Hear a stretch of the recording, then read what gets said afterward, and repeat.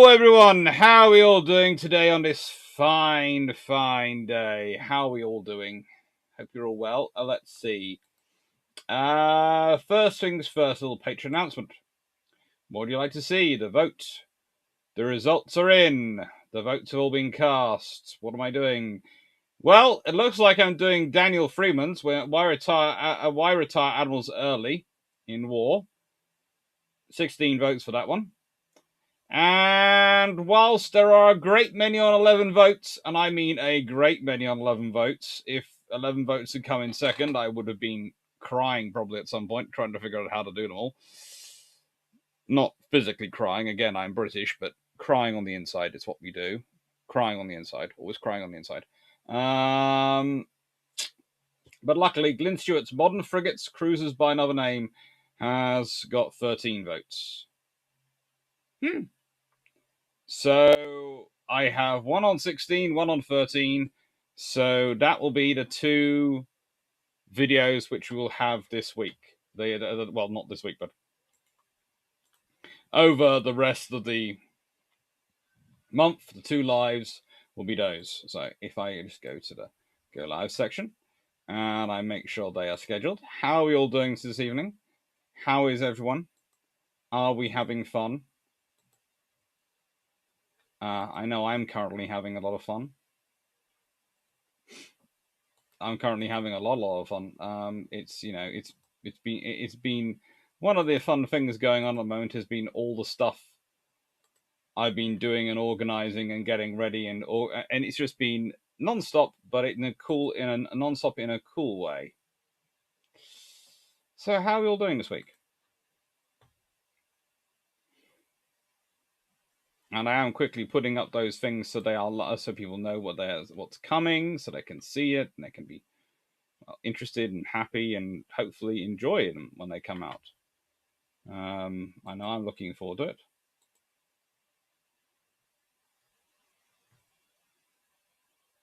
Let's see.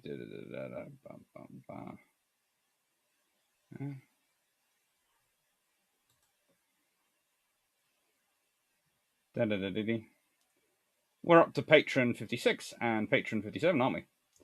So,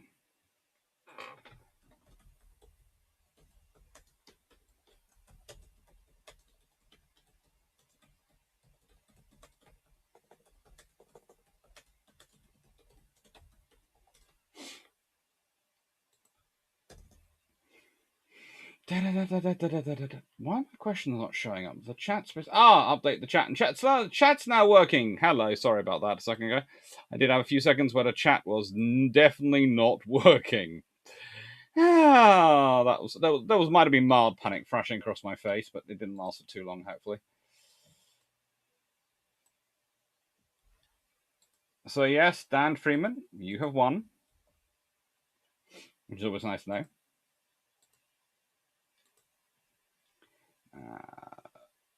Ice Streams and World War II. And probably Command as well, that's going to be part of. And what's on Command? And yes. So, let's see. And schedule that for, well, that will be for Thursday, which will be, if I'm not mistaken, the 23rd of June. Good Lord. Yeah.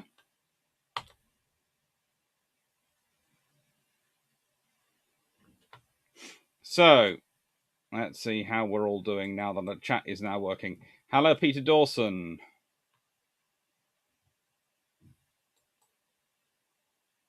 Hello, Carl Gasbeck. Hello, Knight6831. Ooh, 96831 does a nice long quote stuff for me. Hello, Stafford Thompson. Hello, Paul Amos. Hello, Seneca Nero. Hello, Dan Freeman. Hello, Albazaski. Hello, Rick Rosala. Hello, everyone. How are we all doing? Hope you're well.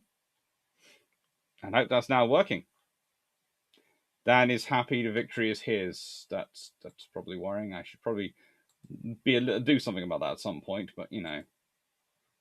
What I do, though, is a completely different matter. New.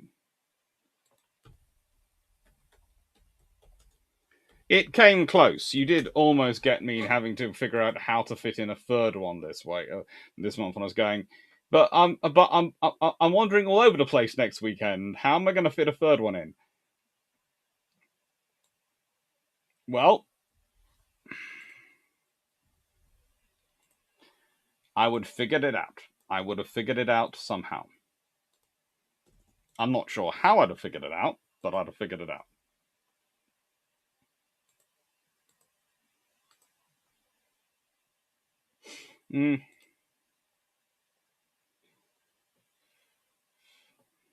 It would have been an interesting one.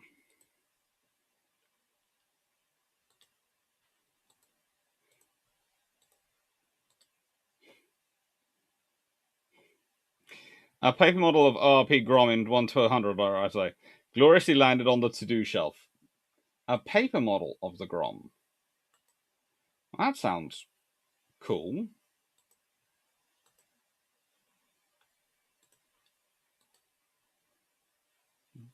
Although...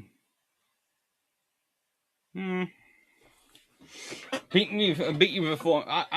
Dan, I would never beat the medic in my unit with a foam sword.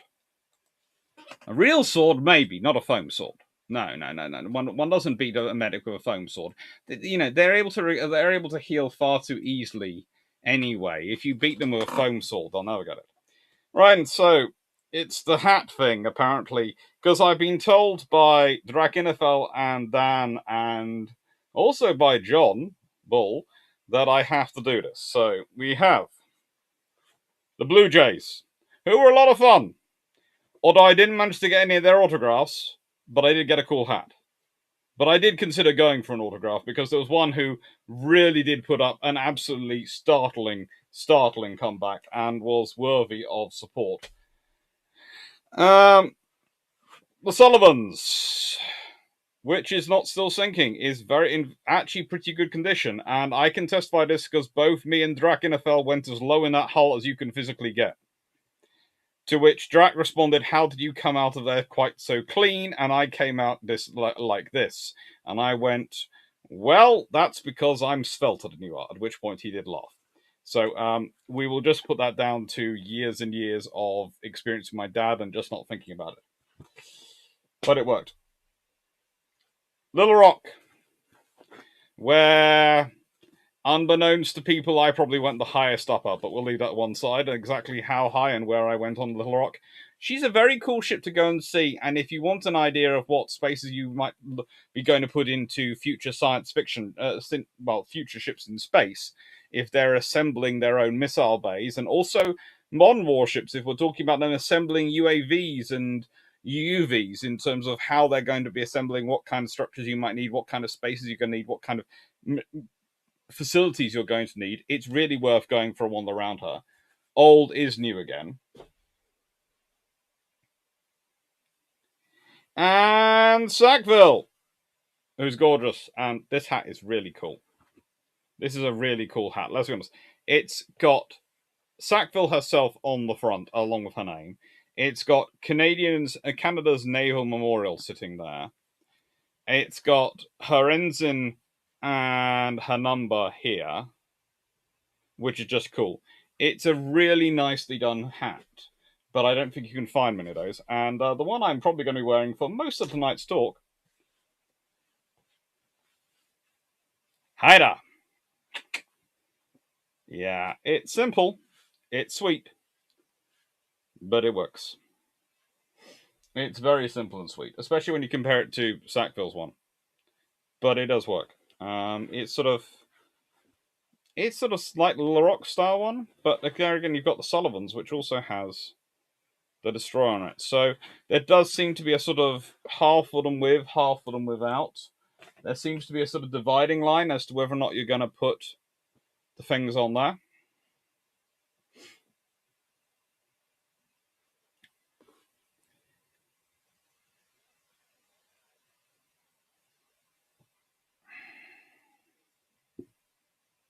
Cool. Heavy goods driving, heavy goods vehicle driving train starts tomorrow morning. Have fun with that, Stafford. It's always fun learning how to drive new big vehicles. Trust me. Tanks are especially fun to learn to drive. I always recommend going on a tank driving course. Which, speaking of what I'll be doing next week, or next weekend, let's see. On the Saturday, I am going to be at the beautiful place that is Chalk Valley History Festival. That's my Saturday. And for Sunday, I will be at Tank Fest. So on Sunday, expect to see me probably at some point tracking down Drag NFL and going, shall we see if we can nick a tank for a drive? How many souvenirs did you get? Sound like you budgeted a fair amount for that. We have a lot of souvenirs.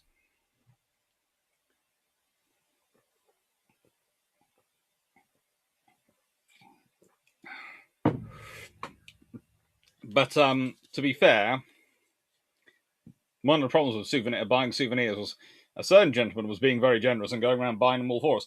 Basically, Dan Freeman deserves a round of applause from everyone, and if we could do a virtual one, I would gladly give him one, and I would just do this. Because he made it a mission to find every single shop going that was associated with the ships, and make sure that, make sure that he bought everything worthwhile in those shops.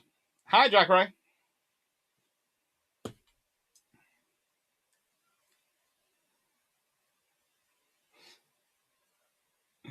And Bruships will still happen next week as well. Somehow. Somehow I will be doing Bruships as well. I'm not sure how, but I will. Right. With all that stuff. Yes, I think, Alzaski, you've definitely got the right idea. That I didn't realize you could do that. I'm going to add them myself. Can I add clapping hands? Yeah. That says washing hands.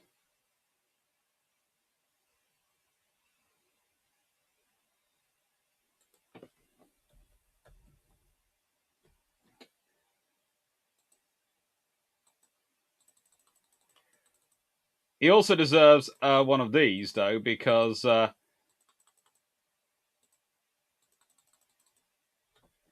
he brought those together.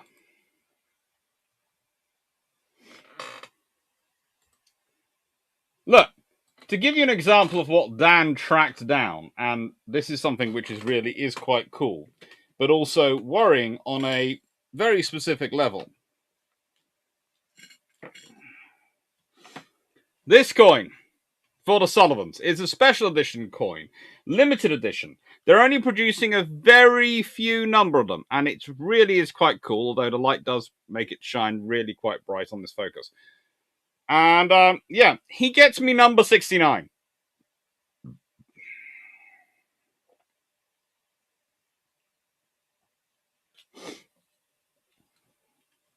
I like your sense of humor, young man, but yes, you are a marked soul for that. There will be vengeance of some kind. And also, I came home with this, courtesy of Benjamin Turan, which was really cool. It's really cool. Right. Hi, Enoch. Hello, everyone. Right then.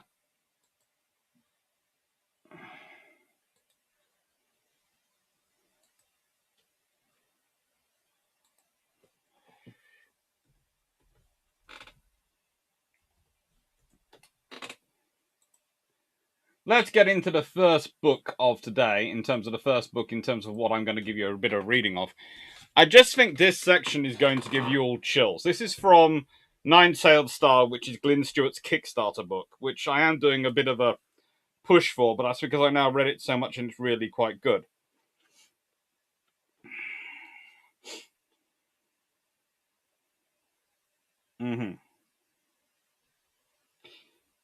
This is an interesting mess, Herf said. And Herf is Cat's sister. I'm just going to give you that point. Cat is the former naval officer at this point. On the one hand, yes, one of our rising sons, a Var we expected to be a Lord Commander of the Navy, and perhaps even a hero, has been discharged, branded and exiled. We lose face for that, yes. On the other, the houses know what you did, she continued. We gained face for having raised a Var willing to be discharged, branded and exiled to better protect the High Court. I doubt we come out ahead, Cat murmured. No, we don't, Herf admitted. But your honoured father gave me a message for you. Cat shivered. He hadn't seen Lord Commander Adamantine Blade Hand of the House of the Four Orges since the Lord Commander and his mother had parted ways shortly after Cat had entered the Navy. He made me repeat it a few times to be sure I got it right, the Archmage noted. He said, "It is in the battle between duty and honour that the worth of a captain is truly known." She shrugged. I'm not one of your Navy types, and I don't understand Navy honour, she warned. Mages and Archmagi have their own, grazer night soil, but by my rede, you have sacrificed your honour on the altar of your duty. That was not the respect I expected from my honoured father, Cat murmured. Our honoured mother, on the other hand, was much blunter. Herf said, There were others to hear what the Lord Commander said, none to hear what Mother said. Cat waited. She said you made the right choice and she's proud of you, his sister told him. Face and politics mean that she can't tell you that herself, but I can tell you that for her. She'll show the houses the image expected, but know that your family understands why you did it and believes you did the right thing. That phrase, that line though. It is in the battle between duty and honour that the worth of a captain is truly known. That was chilling to read. It's good words. Really good words. But, yeah. That is something I'll be using a lot.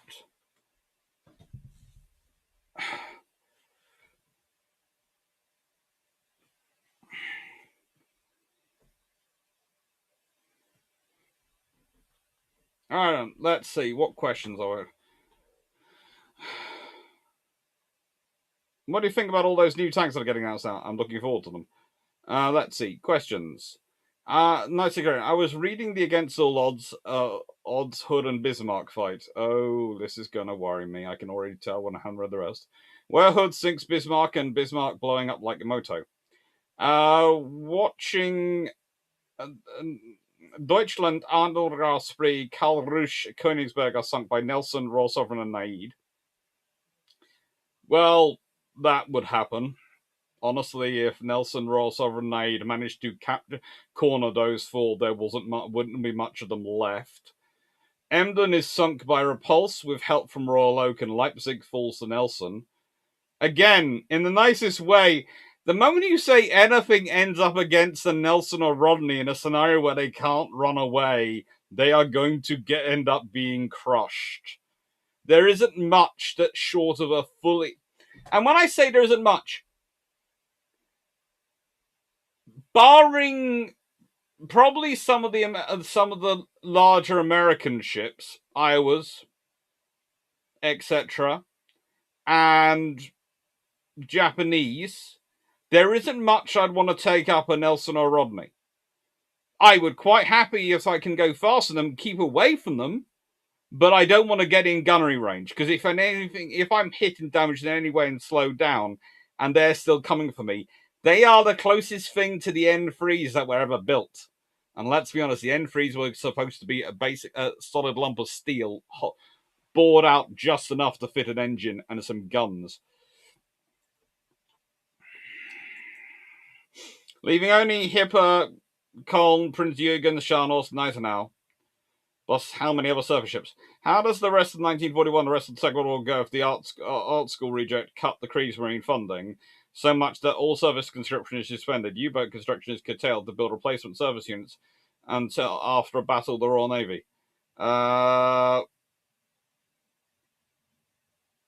basically, if you have the Germans doing nothing, and obviously doing nothing, then and the British have just won that kind of startling victory, then A, some ships, probably including Hood, are going in for refit, and B, other ships are probably heading out to the Far East. So 4C looks more like the Far East Fleet rather than a task force.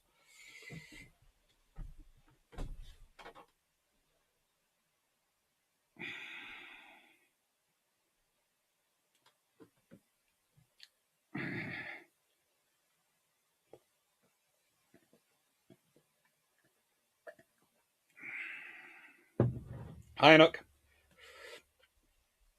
Hi, Chris Ryan. Mm-hmm.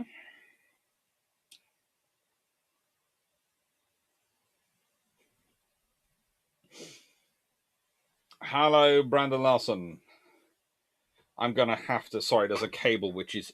When I move the cable, it'll probably move the camera. I do apologize, but the cable just keeps wandering in front of everyone's names, and it's just causing me weirdness. Oh, that's really helpful. Sorry. A box or something over there has just gone bonk into the side of the screen. It's not done the screen any damage. Please don't worry about that. It's just gone. It's a cardboard box filled with the basically all the sides and the roof of the thing I've got to go outside, the sort of not sort of tent but gazebo structure I've got to put in the garden for when I empty all the office out to do the floor. As I see, so it's a kind of naval fantasy. It is, and it's a very cool naval fantasy. It's worth reading. It really is.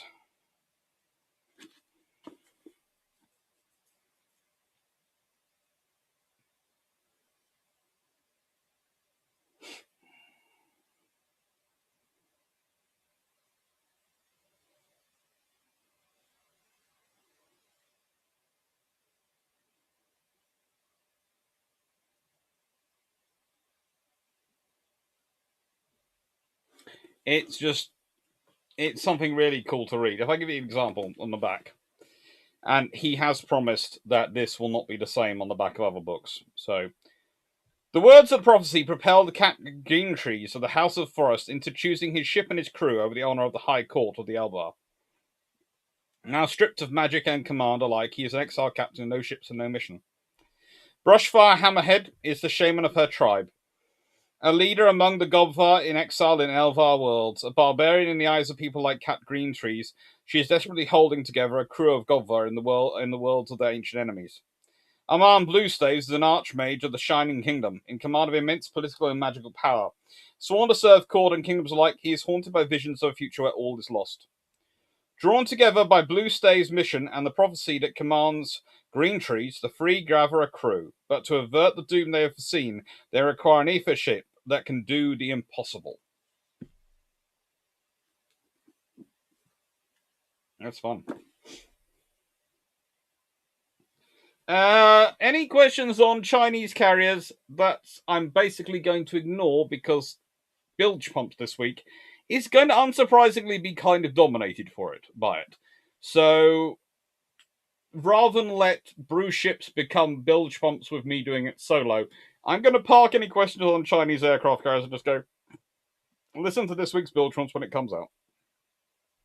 I'll be recording that tomorrow morning.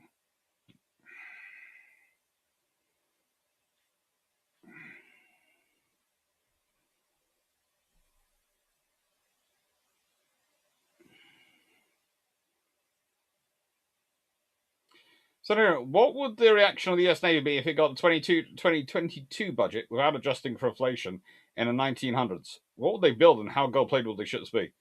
They probably have a panic attack. There is such a thing as having too much money. If you put it's seriously, if you put that much money back into circulation for the US Navy budget in 1900, they wouldn't have. They'd be basically building industry because they wouldn't have enough industry to actually build enough ships.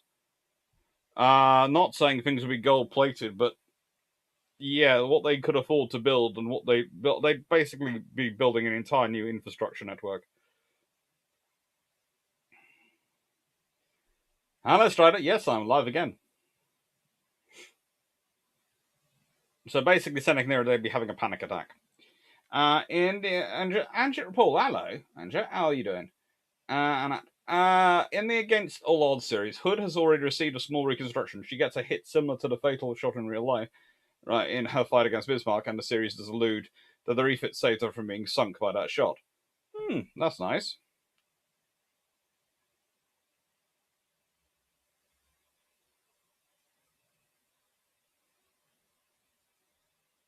Consider at what point should we concern that Dr. Seed's wall of book will fall and bury him? Do not worry about my wall of books. It's solid. I built this wall myself. I built the shelves that hold it up as well. Those are slightly less. Those are just as solid and just as holding up a tremendous amount of weight.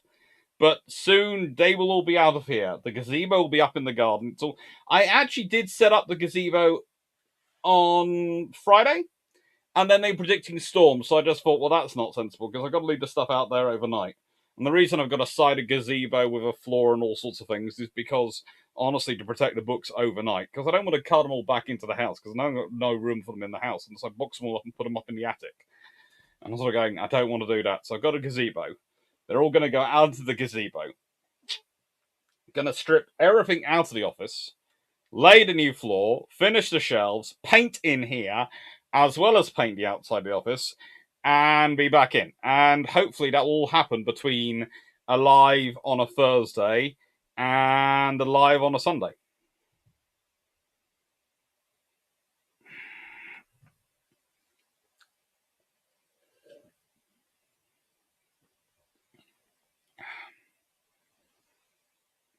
Brandon Larson, do you ever plan to come to Washington State? We have some amazing naval museums out here.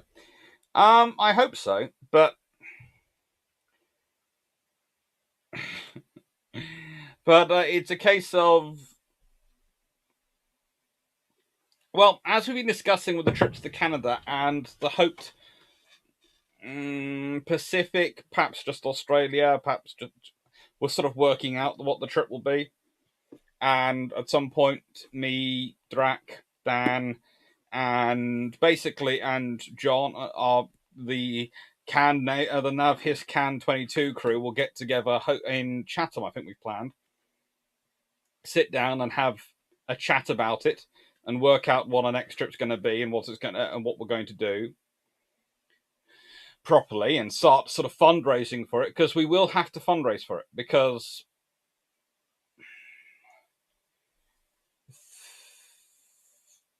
I was very lucky because of all your support. That's meant that Canada for me has been, to a large extent, revenue neutral, in that it hasn't really cost anything. It has cost me has been because of things I've added on, which I don't mind. It's been things I've sort of gone, well, yeah, but that wasn't part of the trip plan, but I want to do it that way, so I'm going to add that on. Like, things like selecting my seat on the airline. You know, the budget and the money, sort of, which very kindly you all gave me, I sort of allocated the equivalent of an economy seat for that. And then I paid extra because I like to sit in the seat by the emergency exit because you get all the leg room. I have a funny joke about that. Drac paid top grade. Okay, Drac upgraded, and then he went. We meet up back in the UK. He's going, I didn't have much legroom in that flight. I'm sitting there going, ha ha. But he was very kind. He grabbed the trolley for me for all my bags and boxes and all those things, which was very, very kind of him. I needed a trolley because I had not only my big case, I had the box which the lovely Stafford had done for me to bring back through Gatwick Airport. Which was fun because I was rating, because at Pearson, they made me put it into the special hatch to go to the aircraft, the special hatch. So it doesn't do the normal things, it doesn't come out normal places. So because my bag was a kilogram overweight and because the box was a weird shape, they made me put it in special hatch. So Gatwick, of course, I'm waiting by the specials thing, where the special bits are supposed to come out, the extra heavy and weird items. No, it comes out the regular behind me. And good old Drac sort of grabs it off the conveyor belt because I'm the other side of the thing, waiting for it. And it's a case of, yeah, it was fun.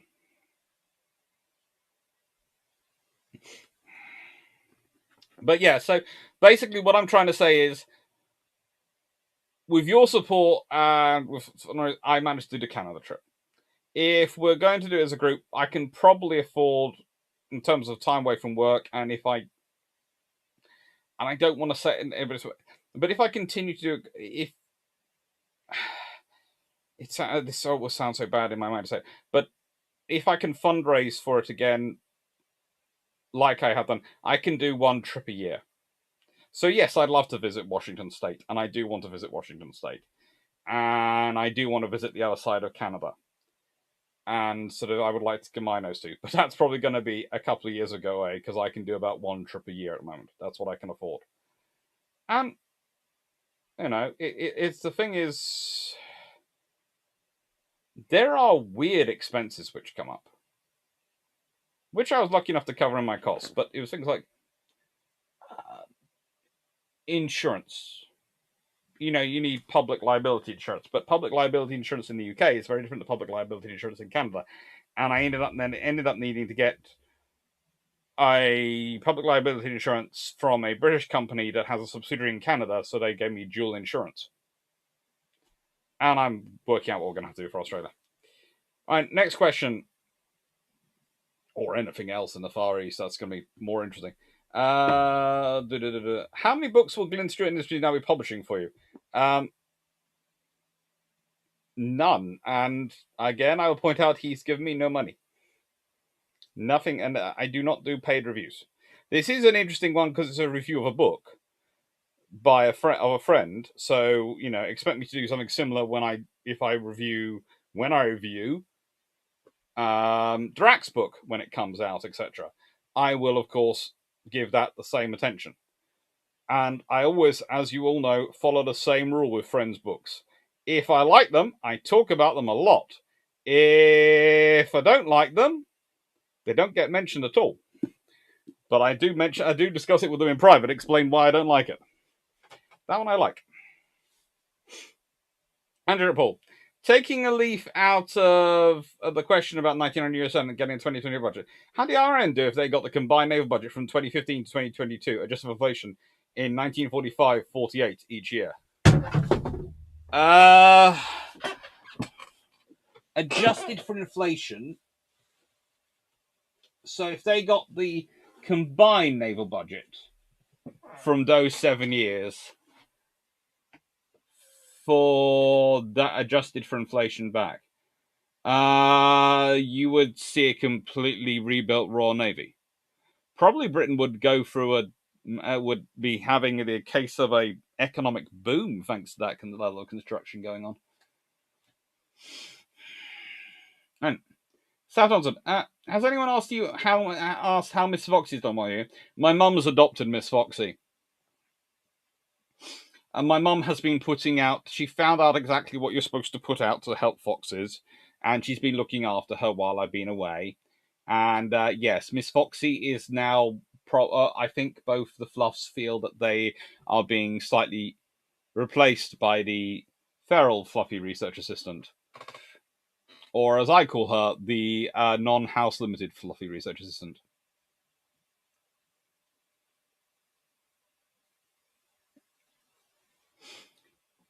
Chris Orion, Fisher, but can produce auto-loading cruiser and battleship triples and navalized fission plants. How happy is he, and how long does it take the RN to make a global Commonwealth? Oh, good lord! If Fisher can produce auto-loading guns and fission plants to power the ships, so they don't need any fuel, incomparable would probably be some form of, I don't know, cutter, excursion yacht. Goodness knows how massive they'd be. Strider, did you get multiple different hats from different ships? No, I limited myself to one hat per ship. Dan got 2 hats from Hydra, I think.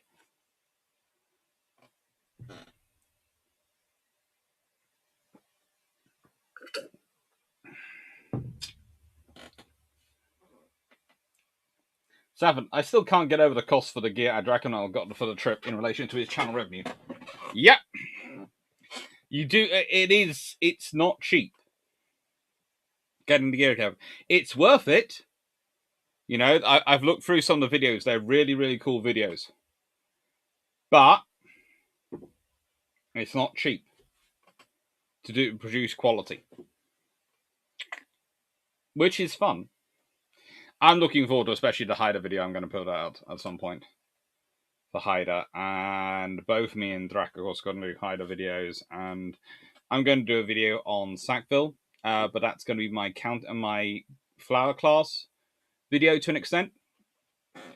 Which is going to be one of my December special videos. There's also going to hopefully be an HMS Warrior video this year, which I'm hopefully going to go down to them and do the recording on board HMS Warrior and put that together. So Warrior will have a video from me over Christmas period. So the Christmas period videos will include probably some stuff from the Sullivans, American destroyers, and probably some stuff from Cavalier as well as Hyder. If I can put them all together, if I can get some time on Cavalier as well and get some footage from her to put in, then that would be a really quite a good one, because it would be a video about, it would be sort of a video about destroyers in World War II and Allied destroyers in World War II. And yeah, it's going to be fun.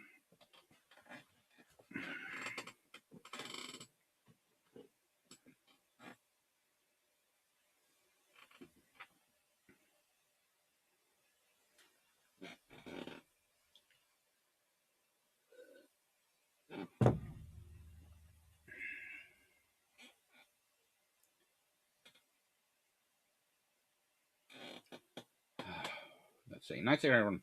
Against the odds has subpar steel be how to fade a shell from Hood's 1545s, as the KGV and AOL are 915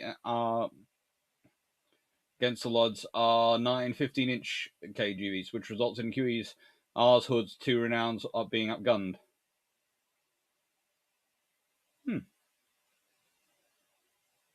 How plausible is it a subpar steel, I'm presuming? Not subspar. I was sort of going subspar steel? Subpar steel could do it in Battleship. Well, traditionally you'd say it's very unlikely because these things go through a huge amount of checks, but so does steel for submarines. And we've learned recently that that's been having issues, so there's always a chance.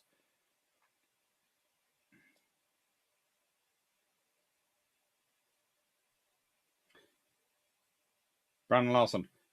Yeah, we will remember that. Something. Has your mum touched Foxy yet? No, she hasn't. She's a wild animal.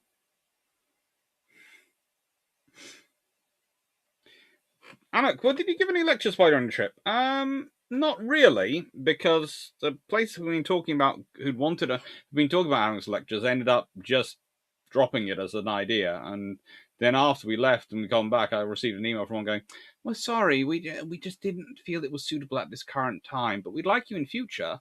I'm sort of going, well, in future could be a long way a time from now that I feel like doing it. So we'll see. Hello, man, 640. The Doctor is the only reason I own any ball guns.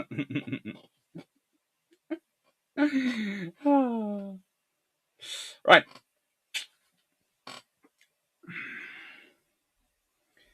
I might do a video on Wyoming at some point. I might. She's a pretty cool ship to do. So,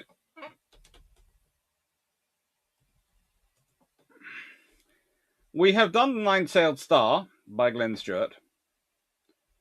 And it's now time, actually, for next week. But also, please let's everyone give a round of applause to Glynn for that line in his book. Let's see. Can I find it again? It is in the battle between duty and honor that the worth of a captain is truly known. For starters, I'd like to point out he remembered that off heart when I was talking to him when we did an interview on his book. And secondly, that's a very cool line. Now, Next book. The Roman King Arthur. Lucius Arturius Castus. By Tony Sullivan. This is a pretty good work. Now, okay, this is the sort of book which could go one of two ways. One, I could be talking to you about it. Two, I could be burning it outside. That is what happens. There is and I kid you not, in an actual castle in Wales, run by people who call themselves the Welsh Heritage people. I'm not going any more deeper than that.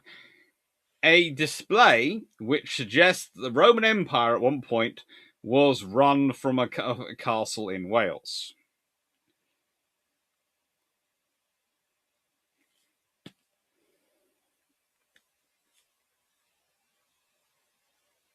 It could be nitpicky of me, but there's no actual word for castle in Latin. They don't have it. Personal fortified property, it's not the thing. The closest they have are the various mile towers, etc. But we'll leave that to one side.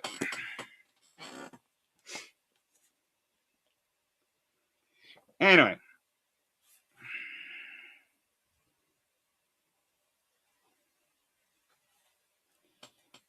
Here is the line he has in this book, which is pretty darn cool. Romulus kills his brother and becomes the first of 7 kings of Rome. A certain Brutus leads the nobles to rise up against the last king, Tarquinius. The traditional date for the beginning of the Republic is 509 BC, meaning the kings reigned for an unlikely average of 35 years each. Archaeological evidence shows the presence of a small village as far back as 1000 BC.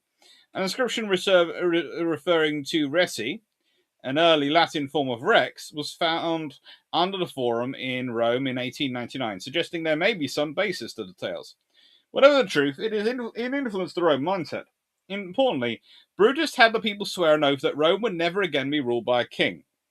First of all, by swearing an oath that they would suffer no man to rule Rome, it forced the people, desirous of a new liberty, not to thereafter be swayed by the entreaties of bribes of kings.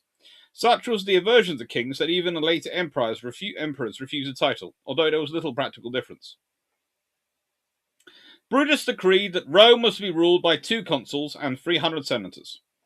The consuls performed some of the same tasks as a king, but were voted by the people, held office for a year, and presided over the election of their successors. They were also able to appoint a dictator in periods of extreme danger. Traditionally, the dictator relinquished their power after a set time.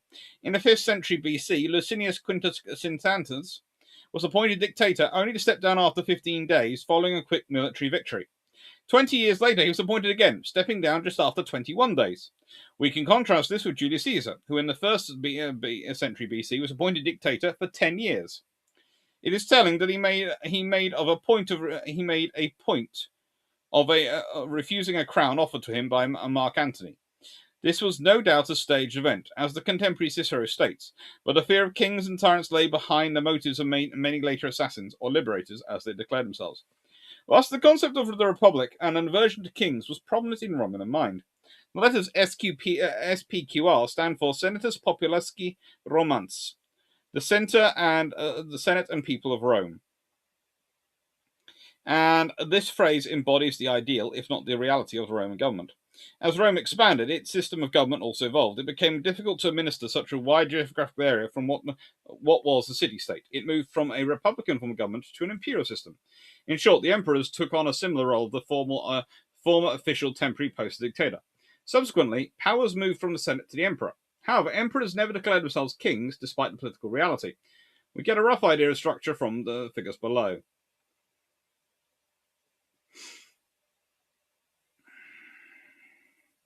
And he has a full sort of discussion of, and details of it in the book. If I get back here. See?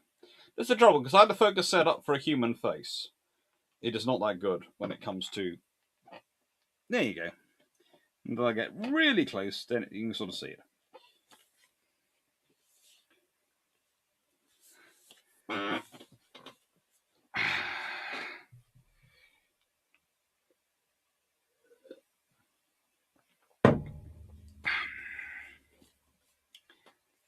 This is a good book because it goes into all the history around this and what Lucius Artorius Castus probably was, and really was. It demonstrates that the Artorius King Arthur and so-called Sarmatian connections theories of modern myths. Investigates the historical reality behind the 2004 film King Arthur, starring Clive Owen and Keira Knightley.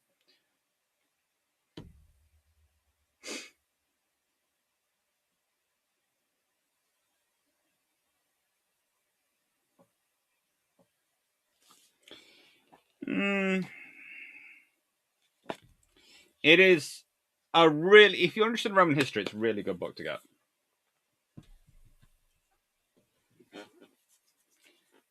Yeah. Wasn't there a rebellion for Britain? There was a rebellion at one point. Knights Errant, what would a Lion class design to counter? The Royal Navy weren't designing their battleships to counter anyone.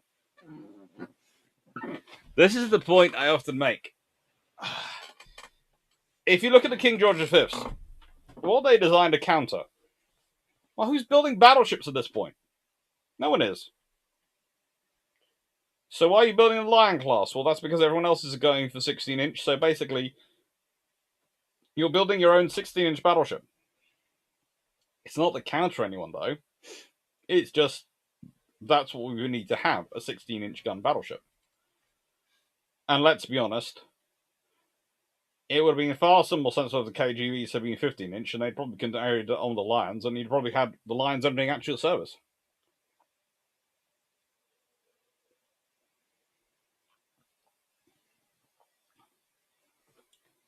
No, there was actually a real Roman officer named Lucius Artorius Castus. And it's a modern myth that turns him into King Arthur. So basically, someone found the stories and Roman stories about this officer and has basically gone, that must have been King Arthur. And this book basically goes through that and goes, nope.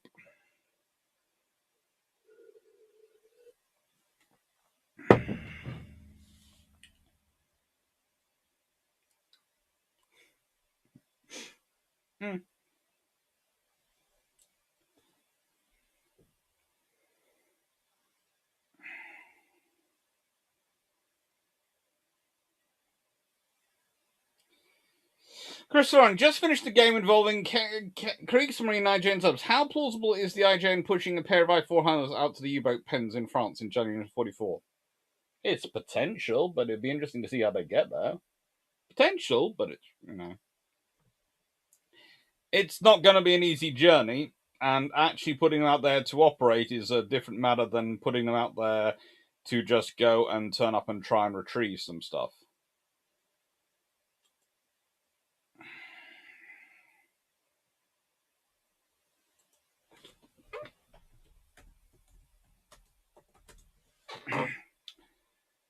Right then, so other book, of course, from my trip, which I'm going to mention. Because we have been doing a lot of mentioning of books. And I always like mentioning this one. It's my own. Which I already discussed at various points, the issues I have with it. Limitations it had. But there is one thing which I think I do quite well. There is one discussion in here which I am quite pleased with. 1944, the 10th destroyer flotilla in the Battle of Ushant. D-Day, or Operation Overlord, the invasion of Normandy, is famous for many reasons, not least for the ferocity of the sea battles which took place around its rugged coast. Tribal-class vessels were committed before the start. Unsurprisingly, in view of their capabilities, they had been overwhelmingly selected for the 10th DF, which was charged with clearing up the area of seas from Plymouth to the west. The flotilla was made up of Tartar, Asante, Eskimo, 2 Canadian tribal-class destroyers, Haida and Huron, the J-class Javelin, and 2 Polish destroyers, the N-class Pirin and Grom-class Byzantia. Built by Samuel White Cowles and now preserved in Guinea, provided full security and ocean control. At various times, the 10th also included 2 other Canadian tribals, Aswan and Iroquois, together with the remaining tribal, Nubian. So, basically, they had pretty much every tribal other than the Australian ones in service with them that existed at one point in service with them. They quickly made a name for themselves, so much so that in 1944 a poem, or possibly a song, The Fighting Tenth, was composed in their honour by the Wrens based at Longaroo Signal Station. There are specks on the horizon, as familiar as can be. The 10 with his flotilla, proceeding in from sea. Battle ensigns at all the mastheads, an impressive sight to see. The Tartar with the 10th DF come in triumphantly. The pennants now come visible, for 35124. Tartar, Ashanti, Huron, astern there loom 5 more. The Zankia, Javelin, Haida, Piran, Eskimo, buntings on the single bridge, stokers down below. Proceeding through the gate at last, they move more cautiously, the same old signal flying, act independently. We hope we'll always see you, not calling pennant free. The fighting tempts a lovely sight when coming in from sea. In a run-up to D-Day, the fighting 10th were employed extensively on channel sweeps, often called tunnels, as they were a straight run in the dark. While they avoided following E-boats, snail boot, into the shallow waters, they could use their radar and guns to reach places into which they preferred not to run. The Santi and Asquan were both occasionally summoned away for other tasks, and they always returned. On one such trip, Asante was twice fired at by U-739, both torpedoes missed and the blessings of the Asante tribe held. On the tunnels, the destroyers were often joined by a cruiser, occasionally by Apollo. The Abdeel-class mine layer, with a top speed in excess of 40 knots and a bad habit of leaving her escort behind in the middle of the night as she full steamed ahead. More frequently, however, it was Black Prince, a Bellona subclass Dido-class cruiser, with a top speed of 32.5 knots, which accompanied the destroyers. A typical tunnel operation was that on the 25th, 26th of April 1944. Black Prince, Asante, Haida, Askvan, and Huron intercepted 4 Evelyn-class fleet torpedo boats, which at 1,294 tons were virtually small destroyers and carried 6 torpedoes, together with 4 4.1-inch guns, 4 37mm cannon, and 9 20mm guns. While Black Prince kept firing star shell until B turret jammed, the tribals pursued the German ships through the rocks, smokes, and shallow water into the pitch darkness along the coast of France. They worked in pairs, one alternatingly firing star shell to supplement Black Prince efforts, the other concentrating on hitting the Kriegsmarine vessels. One was sunk, while the other 3 were damaged. Unfortunately, Ascovan would be lost 3 days later when she and Haida were covering a mine-laying operation. With intermittent intelligence, they investigated what turned out to be German torpedo boats. T-24 hit Ascovan, and many of the crew, including the commanding officer, Lieutenant Commander John Stubbs, who refused rescue by Haida while trying to swim back to rescue more crew, were lost. The missions continued until the 2nd and 3rd of June, when a flotilla was placed on the Herd's Deep Patrol, positioned to the northwest of the Channel Islands and the deepest place in the Channel, and the flotilla commander given almost unprecedented powers. I love this book. I love that learning about that battle. One interesting thing was going around Haida and remembering the stuff that I had written in here about her and the stuff I'd researched about her and seeing the marks where Wolfe had basically just he marks the bridge. I don't want to give away too much because I want people to go see it for the first time when they go there, but he basically stabs the bridge to mark every time he gets a kill. It's just going around that ship, going around her was wow. It brought things, and it did clarify a few other things. I'm now more certain than ever that they found ways of carrying extra torpedoes and of upgrading their radar with a PPI. Because it was amazing the amount of talking with some of the very experienced personnel who were looking after her, the veterans who had served with veterans of World War II who'd served on her, and they was going, yeah. And I went, do you know how? Nope. But they had it. I was going, okay. I have a rough theory, but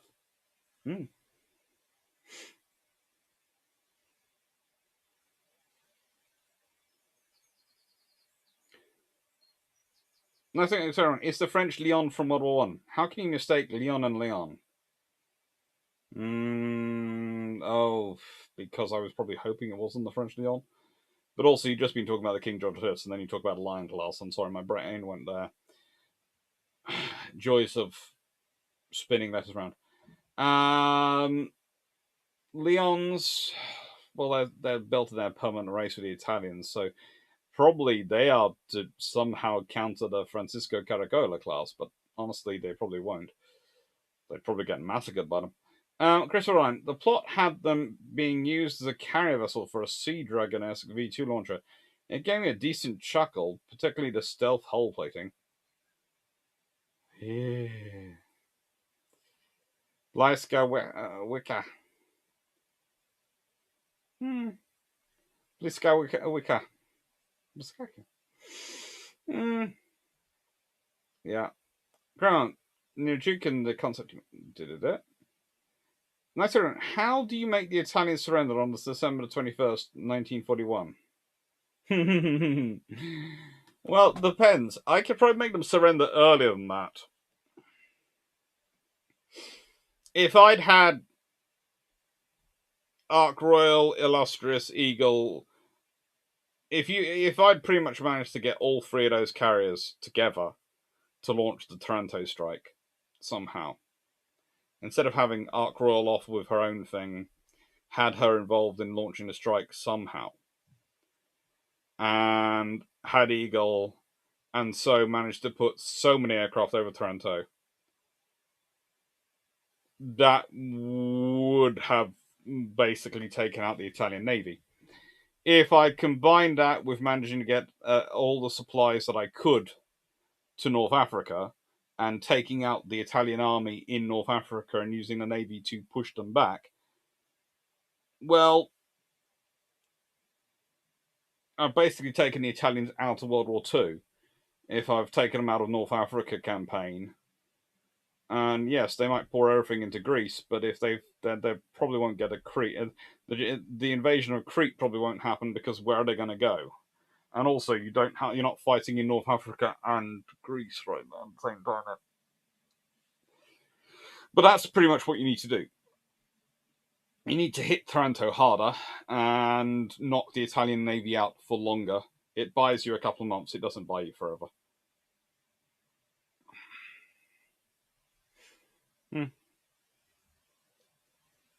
But it's useful. You can do that. You can knock the Italians out. It's not nice. It's not easy either. It's going to require you sacrificing elsewhere. It's not going to be an easy decision. It's far easier to work out in hindsight because we know what was useful and what was needed in hindsight versus what wasn't. So it's something you can do in hindsight. Doing it at the time, then that's going back to if you still got Glorious and Courageous in the service. Maybe you probably get two, if not, and possibly you get three carriers involved in the strike on Taranto, which probably quadruples the number of aircraft involved. At which point, who knows? I still don't think you sink Gilio Cesare, so Gilio Cesare gets away, but they only have one battleship, at which point you probably can deal with her with the R class. Hello, Rapidozo. Hello, Bishop. Thank you.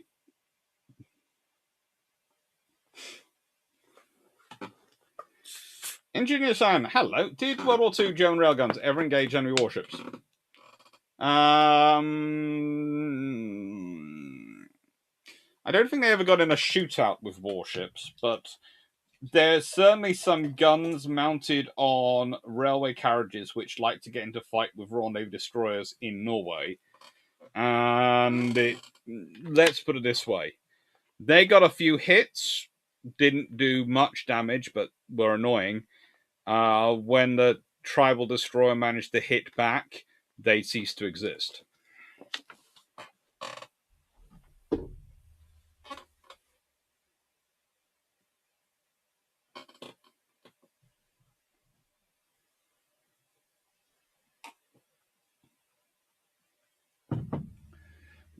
Brandon Larson, have you seen the new Top Gun yet? And I say, what do you think of it? No, I haven't seen it yet.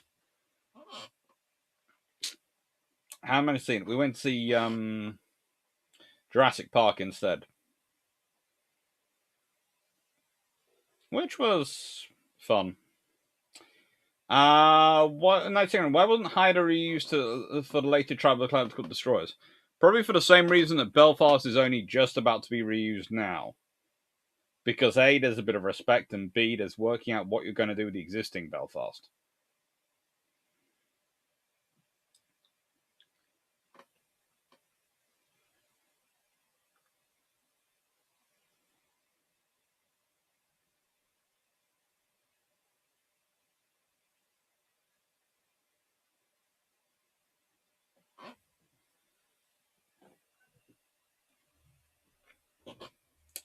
I have visions of the Super Taranto array getting to the stage of attacking robots for want of targets, but still imagining it get etc. No, they would just end up trying to bomb or strafe or something to try and make the actual fuel the fuel positions go on fire. Let alone if you actually have skewers along as well as part of it, that would be an interesting thing. If you had some skewers there as well to take a lead in the bombing, that could be really interesting for the survivability of the Italian cruisers.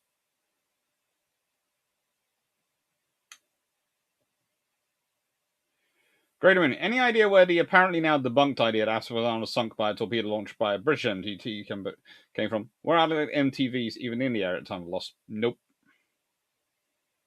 There is always some ideas out there, but no. It's the German Elbing. Basically, some went, well, theoretically, if this ship launched, if this boat launched the torpedo at this point, no.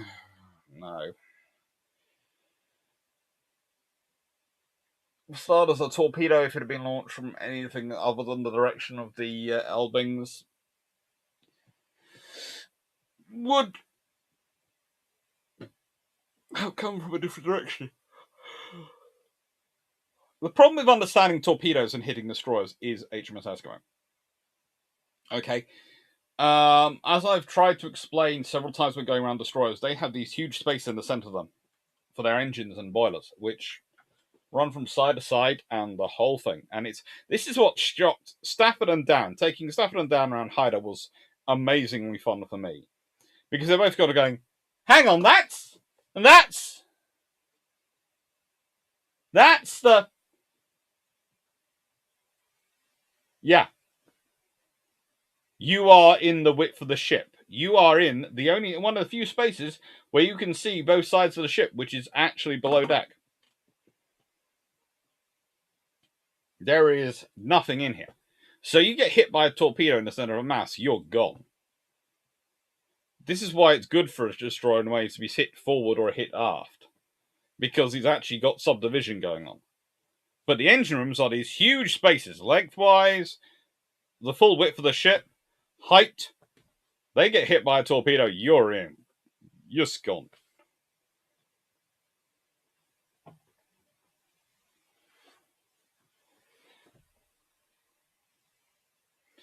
Did you come up with a theme for next year? Yes, and that'll be announced in December, like this one was. I've got an idea. I might change it, but I've got the idea.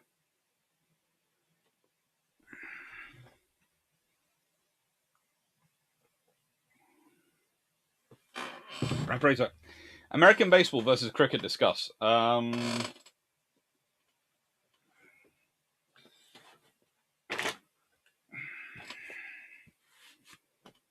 If I had to pick, I'd pick baseball. I have a good reason. Don't take this the wrong way. I'm not particularly enthused by either. Playing baseball is a lot more fun than playing cricket, but not particularly enthused by either. However, in baseball, there are some advantages. There is a huge amount of food that you can go and get. There is bottomless drinks of the soft drink variety, as well as possibly the alcoholic variety, but I wasn't looking for those. And most importantly, and I say this in a nice way, there is no stigma in baseball from getting up and going away early if you are bored. Whereas in cricket, they don't tend to like, in my experience, they don't tend to like it if you get up in the middle of the game and go, they haven't moved for the last 45 minutes. I'm off to find something else to do, like watch paint dry. So yeah, but preference, probably ice hockey.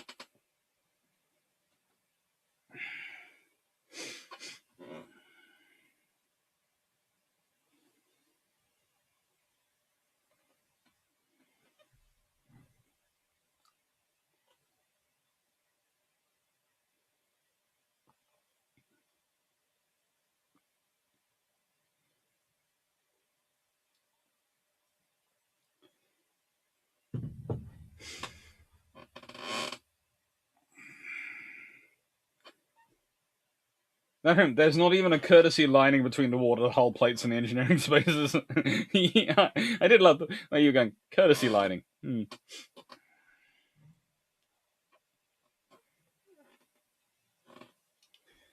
It was a fun game to go. It was a good game.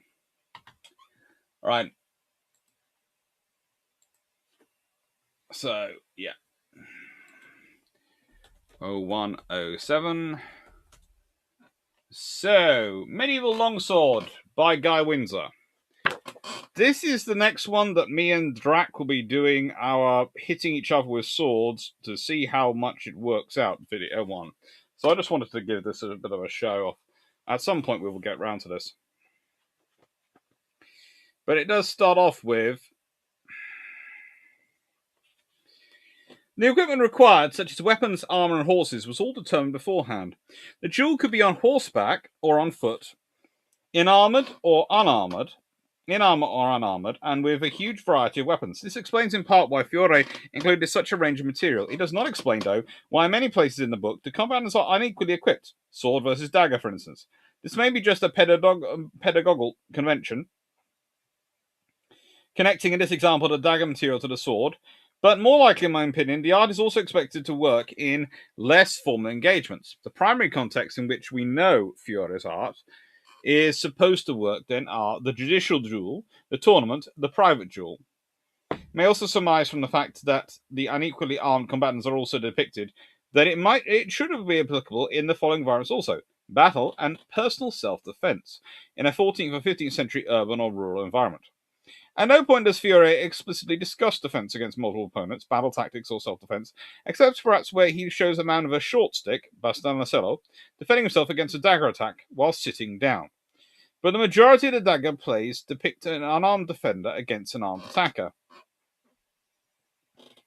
So you may assume his art is not only for the lists. We cannot accurately reproduce any of these contexts in this day and age.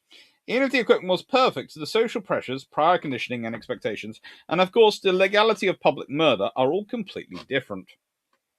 But just about everyone involved in recreating these arts agrees that free play, where we try to win mock sword fights but do no harm, is a vitally important aspect of our practice. Where we differ is the role that free play, or fencing or sparring or bouting, occupies in our approach. For many practitioners, free play is the purpose of their training. They practice simply to become good at it, according to whatever rules they decide. There is nothing wrong with this, but for those of us engaging in figuring out Fiore's art, we must first realize that free play as we do it does not in the least replicate the context for which Fiore's art was designed to work. There is just no way that free play can be as safe as our culture requires it to be, and yet adequately reproduce the physical and emotional conditions of actual combat. So we have a choice. Either we use free play as just one more angle on training, or we adapt our training to become expert in our free play context. You can't really do both simultaneously, as the contexts are so far removed. Historical technique will often fail in free play, just as modern tournament free play would probably fail in knightly combat. In other words, what I like about this is be careful of modern simulations and using them to try and work out things from the past, because different rules will apply, which is why whenever I'm talking about UAD or various other things, I always discuss through the realities of it. And as we all know, my current project now, the ongoing one, is fix tower and get that working.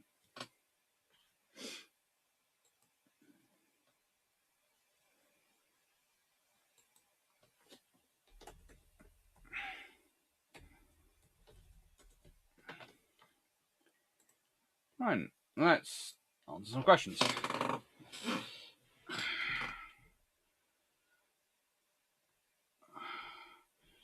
Anuk, did you find any Amber in Canada? Yes, mainly thanks to a gentleman called Wayland.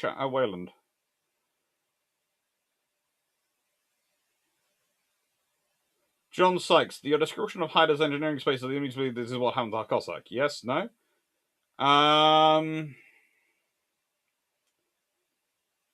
Pretty much every tribal which is lost for a hit in the center of the hull.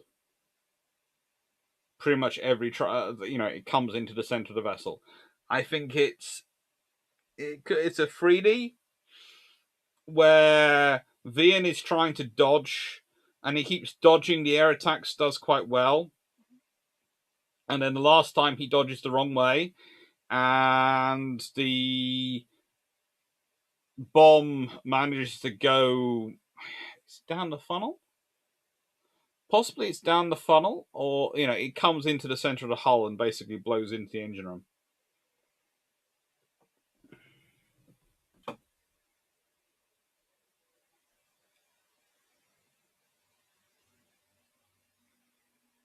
Nice to hear everyone. As I said earlier, carrier questions are going to be dealt with in Bilgements when we're sitting there discussing that.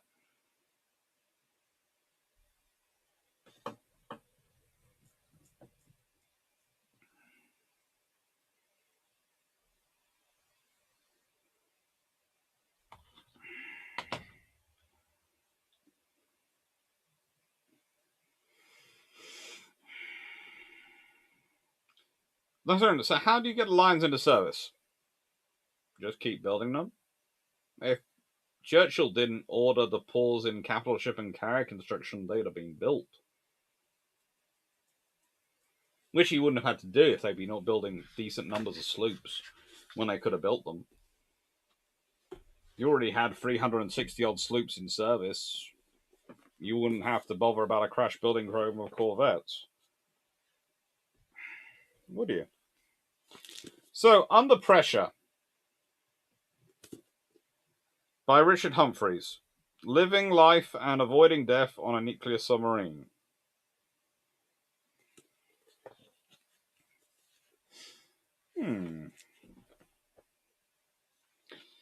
This was an interesting present to get. HMS Neptune, Faslane. It's time to head north Scotland. Far from being an alien land to me, this was where my mother and father had moved for Dad's last job before retirement, to a small village called Houston, just outside Paisley, near the wonderful city of Glasgow. Then worked in Govan. I was going farther north west to the Gairloch, a sea loch in Argyll and Bute, about 25 miles from Glasgow. The loch, around 6 miles long and on average about a mile wide, is not at all what you might associate with potential Armageddon. It's mostly a very peaceful place, almost suburban in much of its appearance. Flanked by the picturesque, affluent seaside town of Helensburgh, with its polished Edwardian and Victorian houses dominating the skyline of the eastern shore. The village of Rosneif lies on the western shore, among blue-green hills, and it's at this point that Gairloch narrows to just 2,000 feet wide. What's known as the Rua Narrows, after the tiny village of the same name. Here at its southern end, Gairloch joins the Firth of Clyde, providing access from the North Channel to the main submarine patrol areas of the North Atlantic. It was farther north on the eastern shore that the dominating fixture landscape lay in wait for this somewhat nervous-looking, anxious 18-year-old man. The Clyde submarine base, Faslane, had been the home of the British nuclear deterrent since 1968 and was the Royal Navy's main presence in Scotland, known as HMS Neptune. I was struck by its razor-wire security fences, the MOD policemen patrolling the perimeter fence, armed to the teeth, and the Camaccio group of the Royal Marines doing handbrake turns in their ribs as they raced up and down Gairloch, keeping at bay any unwanted trespassers from the Faslane Peace Camp, a permanent CND campaign for nuclear silent site since 1982. The base had the usual accommodation blocks, parade squares, offices and training centres, as well as a hospital and massive canteen, but the whole place was geared towards the main jetty and the submarine that was harboured there, HMS Resolution. My new companion, a weapon of war capable of destruction on a scale heretofore unseen in any modern conflict. Its nuclear weapons could deliver massive explosive force, more firepower than all the bombs dropped during the Second World War, including the atomic bombs that destroyed Hiroshima and Nagasaki. For someone as young as me, this was hard to comprehend. Until that point, I barreled through life with a carefree attitude and a cheery sense of bonhomie. Now I was about to go to work on the most lethal of killing machines. Before joining Resolution, I was security vetted to within an inch of my life by a bespectacled, ruddy-faced man in a double-breasted pinstripe suit in a small office somewhere in HMS Dolphin. The office was well lit and looked particularly unforgiving as I entered. 2 chairs, his across from mine, 2 plastic cups, and a notepad on my side, laid out on a plain white table. Initially, I heard footsteps in the distance. Sharp, unforgiving strides as the man's steel-tipped shoes announced his imminent arrival from some distance away. Reminded me of Lee Marvin in Point Blank. Am I going to be the one on the receiving end of those? I wondered. He entered the room, we shook hands, and he proceeded to inform me that he was a vetting officer. Vetting officer He was a member of the security services based in London, and it was his job to make sure I was of sound temperament and had no skeletons in my closet that would make it impossible for me to serve on nuclear deterrent. He asked a wide variety of questions, some about politics, others about family, starting with, are you a communist? Niet, I answered in Russian. That went down well. More questions followed about my sexual orientation, whether I liked to flutter on the horses, and whether I could keep secrets about operations on the submarine. Then the Irish wing of my family, my mum's side, who hailed from the Catholic South, found themselves in his crosshairs. The troubles were still in full swing, bombs, murder, and misery across the water in the 6 counties, and he asked if I had any Republican sympathies. I replied the notion of a united Ireland was a noble idea to aspire to, but the way it was being played out on the streets by lunatics on each side was ridiculous. I detested the way the Irish had been treated by the British, the casual racism they suffered, particularly after the Birmingham pub bombings, the endless paddy jokes about how thick they were, told most nights on television by misogynistic racist comedians. My grandfather was from Dublin. Crossing the Warsaw to find work decades earlier, he'd grafted all his life and settled in the Midlands. I'm sure he must have witnessed this racism firsthand, but he never made comment about it. I relayed all this to the vetting man, and he looked at me open-mouthed and speechless. Then the final question, subject to the surface, nuclear weapons, and a series of questions designed to assess whether I was sufficiently sound of mind to be trusted to work in close quarters with a weapon that could wipe out a sizable chunk of humanity. I, of course, kept stum, too frightened to speak in case I said the wrong thing. All things considered, it was a topic best not to have too firm an opinion on, and I hadn't really given it much thought until that point. There, in that Spartan room, with a complete stranger sitting in front of me, all I knew about nuclear war came from the nonsensical 1970s public information films. I didn't want my career to be over before it even started, but presented with the scenario that at the age of 18 I might be party to deliver the most lethal weapon system in the history of warfare and play a role in the destruction of nameless millions was a little off-putting, to put it mildly. Are you comfortable with the use of nuclear weapons? He asked directly. Yes, I eventually answered.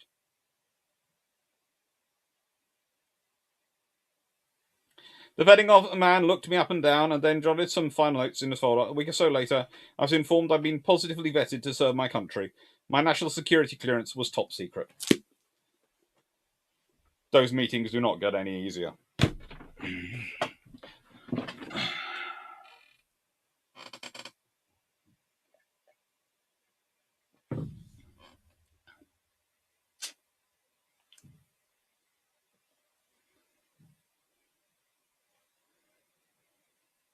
Dan Freeman, at what point does the RN need to gain control of the fleet arm to have a better lineup of aircraft in 1959?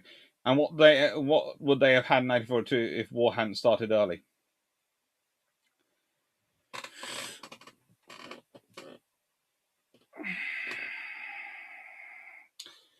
Probably about 1936. 3 years, because it's 1 year to assess, 1 year to make orders, and 1 year to get aircraft actually built. Developed and get 1 year to get the aircraft actually into service at that time, roughly. Which sounds very quick, but then you realise the aircraft you're probably going to be getting are going to be evolutions of evolutions of evolutions, rather than a whole new generation. So it's going to be a lot quicker. Plus, it's basically attach engine to airframe. It flies, it's done.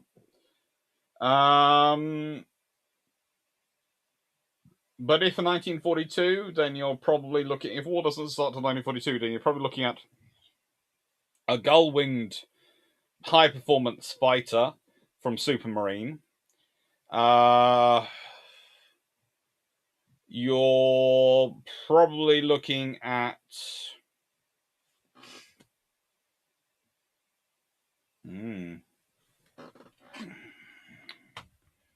Well,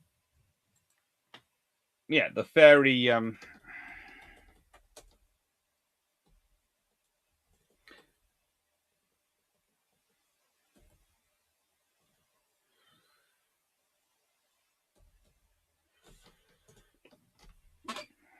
Let's see.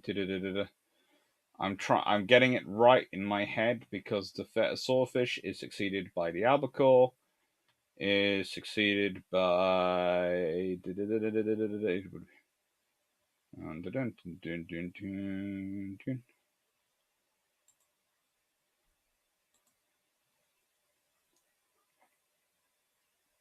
Barracuda. So you would probably be looking at squadron at sort of the Royal Navy being divided, being air groups being built around two aircraft: the Barracuda and the Supermarine Seafire, which would be then Gullwing fighter, and that would be in their two sets of aircraft.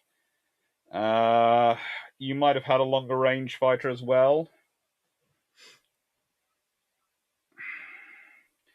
but honestly, that's a completely different sort of debate in terms of their fighter construction discussion.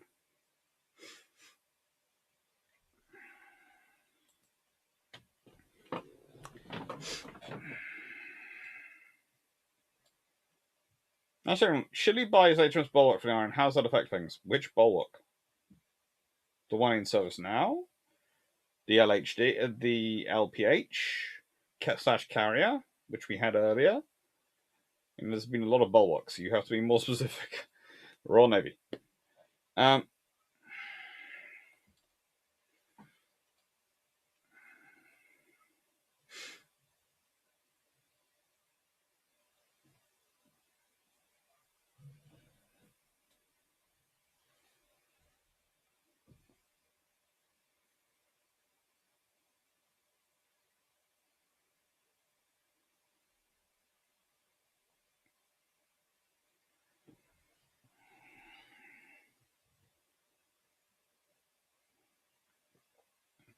My thing, would it be fair to? Would I be right that this 10 to 15 inch Super Queen Elizabeth design is the missing link between Queen Elizabeth, Rars, and the M3? It's not so much the missing link as they were looking at it. And the thing is, the Royal Navy's designing battleships almost constantly.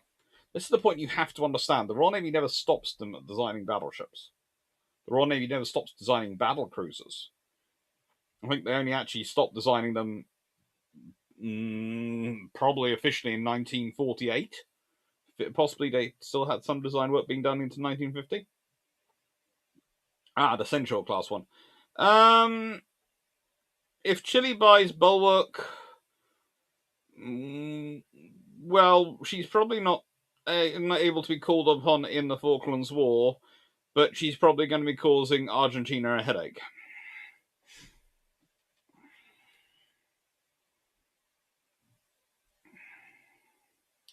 Depends. If she's being fitted out, upgraded and fitted out in British shipyards, when's Bulwark technically retired? So if I get the actual date of Bulwark retired.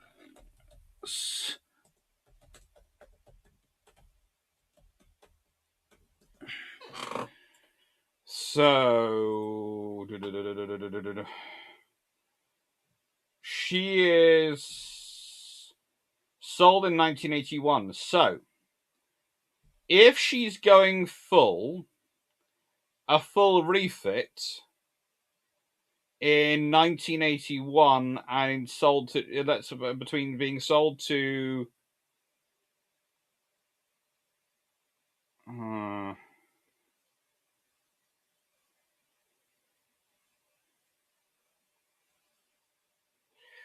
so basically if she's going full refit from March 1981,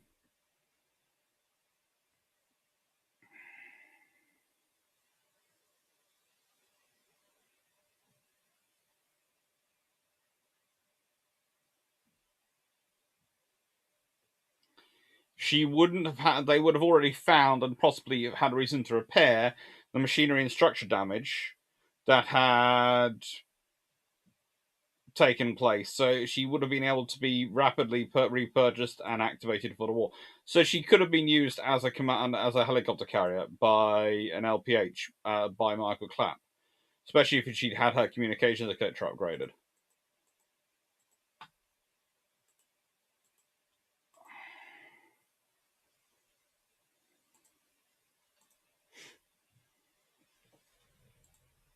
It'll be fun. It'll be interesting to see what will happen.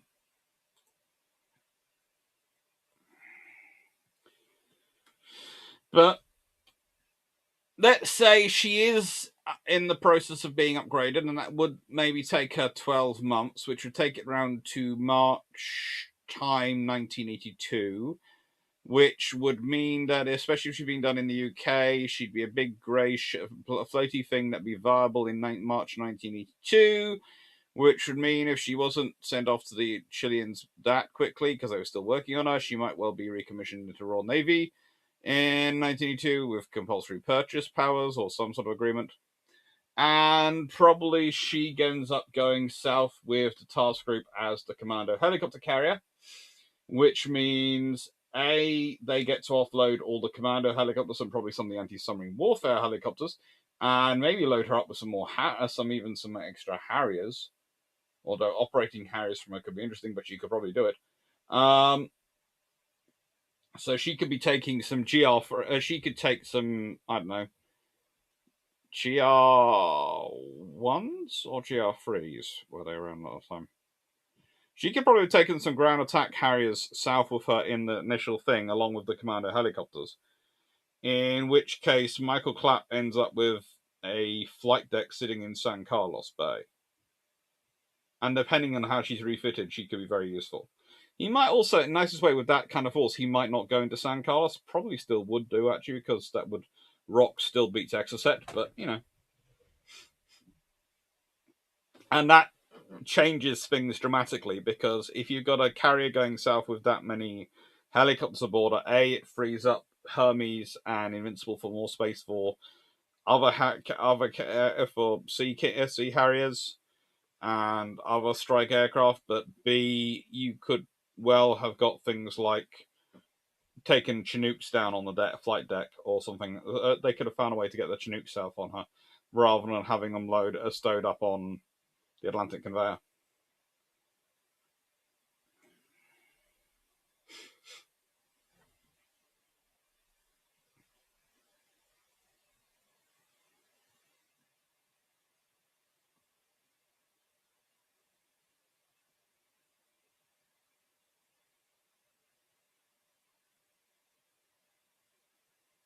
Would it surprise you to know how many of your books you talk about? I send books you talk about. I send a Fae for review quests.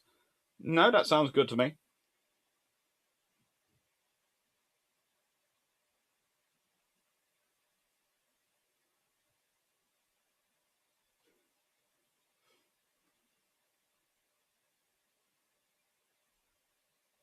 All right. Speaking of which, plugging your book at the top with shameless self promotion. I love how it goes. And how goes the follow up? Don't get me started. I've got about 3 projects on the way, and at some point I need to actually commit to them. But that's one of the things I need to focus on. Is honestly, it's reaching a point at which I have to start looking at my timetable and start rationalizing things down, and start booking in writing days and research days, and getting that sorted out. And it's not a case of. It's a case of. This is at the cusp of a point at which I really enjoy doing this, and it's almost generating enough of an income that I can turn around to one of my jobs, which is actually one of the lower paying jobs and generates far more distress, and go, you're very good, you're lovely, but I'd like to cut back my hours. So, and if I can cut back my hours, then I can free up a day a week for the book. Or I need to start sleeping less.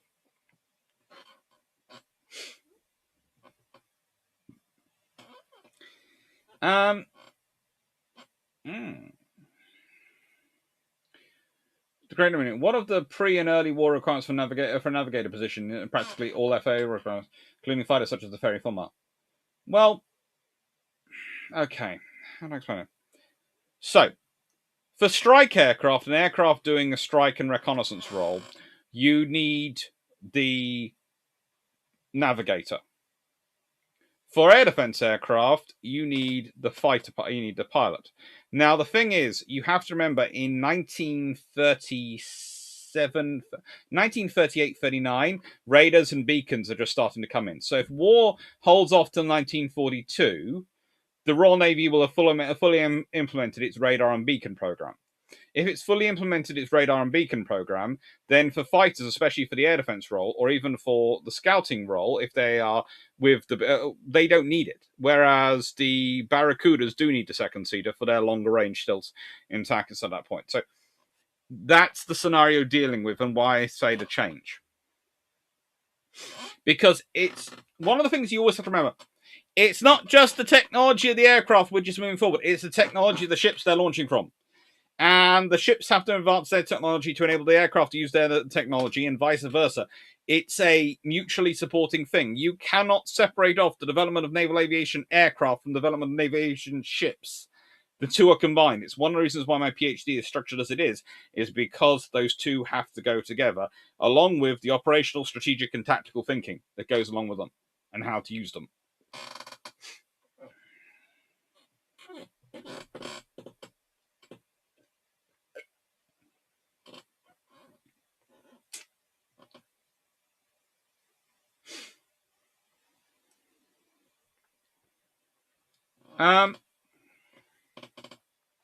Let's hear it. If the shipbuilding clause from the Washington Treaty wasn't there, and as this benefits the British, you'd be first in line to place the British shipyards. Who'd be in first in line? And what might they order? Oh, pretty much everyone. Everyone. The British were very good at getting orders. They were very, very good at it. How would Chile feel about the British having another major warship purchase on them? Probably they would be enjoying it because it'd be going to go and beat up the Argentinians.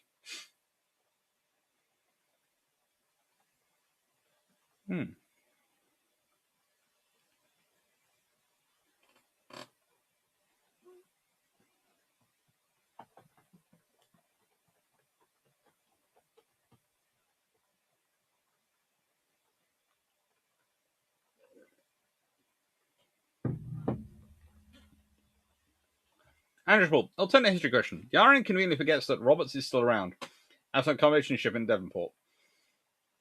Assuming the ship has been maintained reasonably well, and assuming a stock of 15 shells is found, what, if any, other chances of Roberts being refitted as Central Argentina rise and sailing south with a fleet in original role as monitor? If she was found to be able to be quickly made viable and into service, they might well have taken with her because it would still be quite cool. Please don't deprive yourself of sleep for our sake. It's more a case of I want to get things done. It's reaching that point in life. I have a lot of things I want to get done. I don't honestly have much of a social life. I'll be quite honest about that. I have a lot. I spend time with my family. I have a couple of friends. But it's mostly history events, and it's honestly, the Canada trip was the most socializing I've done in ages. What I have is history, and that's a bit sad, but also a lot of fun because I love it. So I'm quite happy to devote myself to it. You know, I try all the things like dating, etc., and going to the gym. I need to get back into more regularly going to the gym in the mornings. Yeah, I'll get there.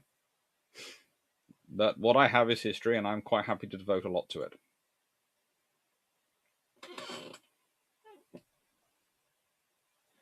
Andrew Paul, had she been sent to Falklands, how effective would she be?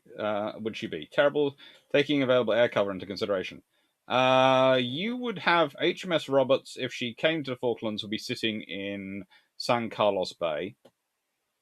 She would be positioned probably as close to shore as she possibly could. In fact, they might even beach her if they're considering some of the levels. They might find a way to quietly beach her. So even if she's hit, she's not going to sink.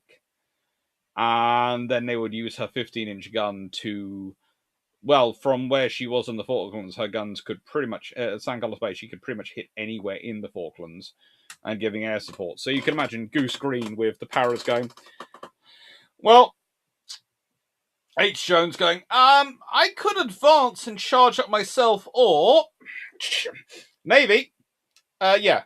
Is this HMS Roberts? Yes, right then. I have a doozy of a target for you. It's going to be right up your street. Here are its grid coordinates on the map. Take your time and just give me a heads up when it's coming over so I can duck. 3 minutes later. Boom! Message on the radio. Sorry, H, we forgot to tell you it was coming. Don't worry. I saw it. Shall we take possession of the airfield now? What airfield? It ceased to exist, sir! Silence in the ranks! General Thompson? Yes? We now control Goose Green. I hear Goose Green doesn't exist and there's now water flowing through. It can be filled in? Okay.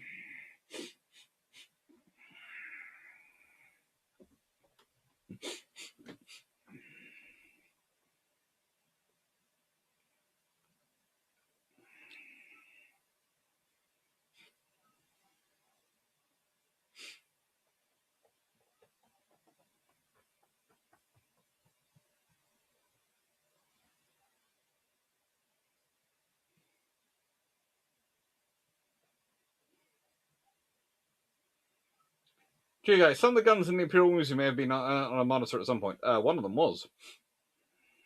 Let's hear it from. Not sure I asked, but if the RCN had got the three Arcadia sub variants of the Queen Elizabeth class super dreads, how would the RCN use them in World War Two? Let's put it this way: the Deutschland, which was on, of course, the Northern Patrol, would probably have found herself coming face to face with a super dreadnought of some kind, going, "Hello, I hear you have 11-inch guns. Shall we see? Shall we compare sizes? Oh, you can only go that fast. I can do 28 knots. Oh, so you're in trouble. Bye-bye." It would not have been a good experience for a Deutschland.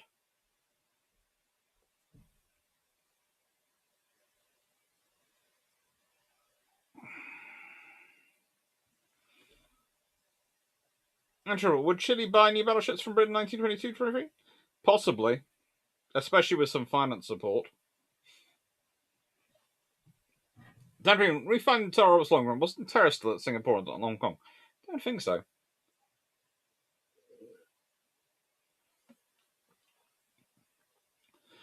This is one for you, Drac. Looking at engineering infrastructure, any good books on US construction battalions, or they're on analog?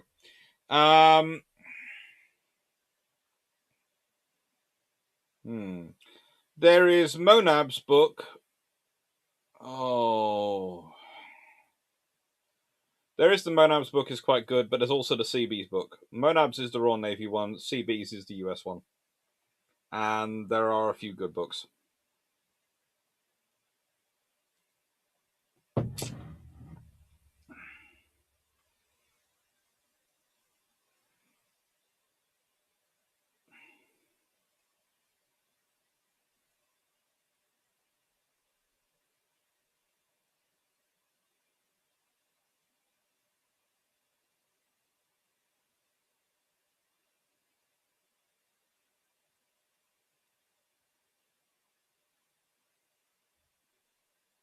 And if the Acadia variants are built, is it possible? It is possible that they lose the midship turn to get extra speed, a la Italian dreadnoughts, potentially. Hi, Frank Spadassado. Dan Freeman, they would be. They're an enclosed space.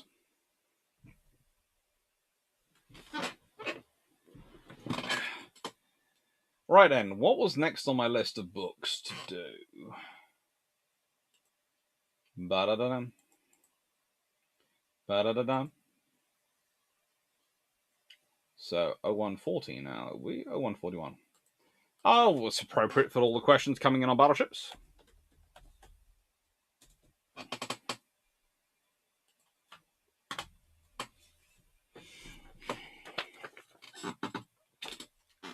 Chris Baker's. What happened to the battleship, 1945 to present? Now, this was a book which was kind of interesting to read. Kind of course, explaining what I already, to an extent, knew and was quite sure of, but, you know.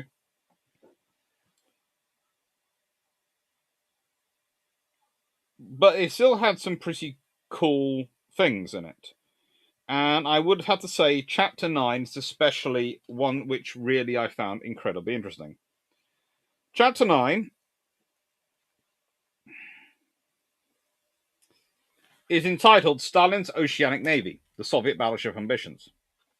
The main driver for US and European policy during the period after 1945 rapidly became the tension rivalry between the West and the Soviet Union. The de facto division of Europe was soon manifested through new flashpoints, and a Soviet policy best described as aggrandizing and confrontational. Building up the relatively small and backward Soviet Navy played a big part in their ambition. Joseph Stalin was closely and personally involved in the process. At the 18th Communist Party Congress in 1955, A.F. Tevye in 1939, A.F. Tevosian of the Shipbuilding Commissariat said there was not a single plan of a naval vessel or a naval gun or of a great or small problem in general which did not pass through the hands of Comrade Stalin. To put the post-war activity in context, it's helpful to outline what Soviet Russia had been attempting over the previous decade. In the late 1930s, Stalin, largely untrammeled by naval treaties that had bound our powers, had aspired to build a Soviet battle fleet. Had its full scope been realized, it would have been so formidable as to upset all balance of naval power in Europe and the Far East. The Soviets reached out to the West for assistance. In late 1935, the Italian Ansaldo Yard at Genoa provided the Soviet Navy with 42,000-ton battleship design, very similar to the Littorio class. They're just beginning construction. This evolved into the Soviet Project 23 and the Soviet Soyuz class of ships. The plans, notionally a response to the much more modest new battleship construction program in Germany, underwent a number of iterations. The first possible program to build an oceanic fleet was considered by the Council of Labour and Defence on the 27th of May 1936.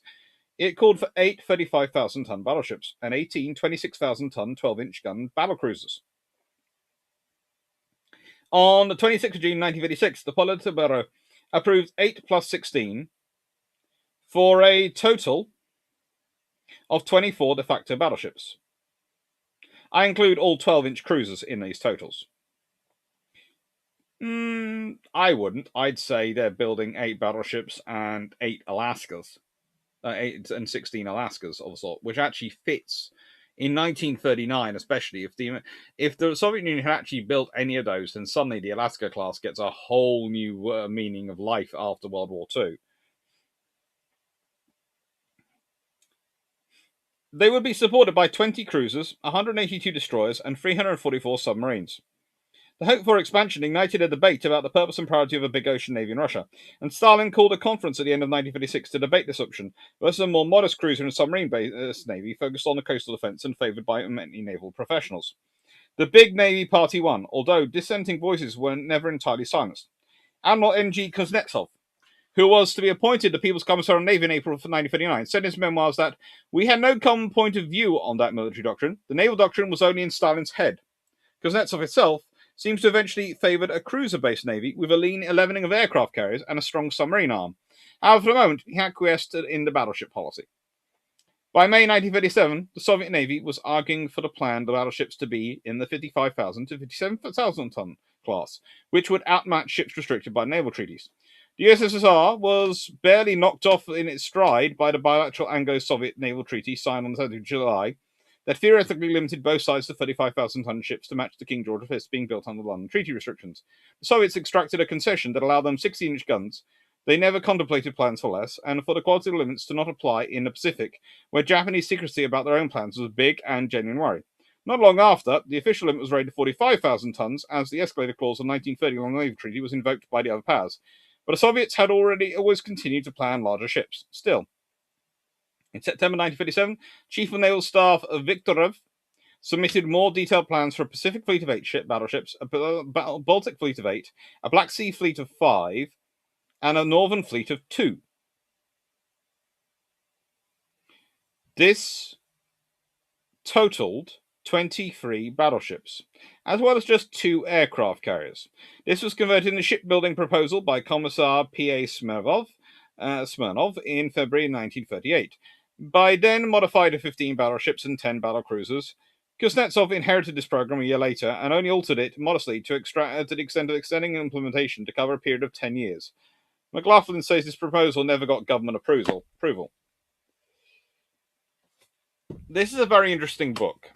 It's a discussion which we all have on a theoretical basis quite regularly. It provides a nice, sound basis for everyone to continue this discussion, because we all have our own ideas of what happened to the battleships and why they didn't continue. My own point of view is that, frankly, the battleships were built to kill other battleships and for domination of the seas. And when your opponent doesn't have battleships, you don't need them, because aircraft carriers will do fine. But the fact is, you have lost several generations of battleship construction due to due to the treaties. And then that means war-to-build battleships are never as pushing the envelope as peacetime ships will be. So we don't really see where the technology of the battleship could have gone.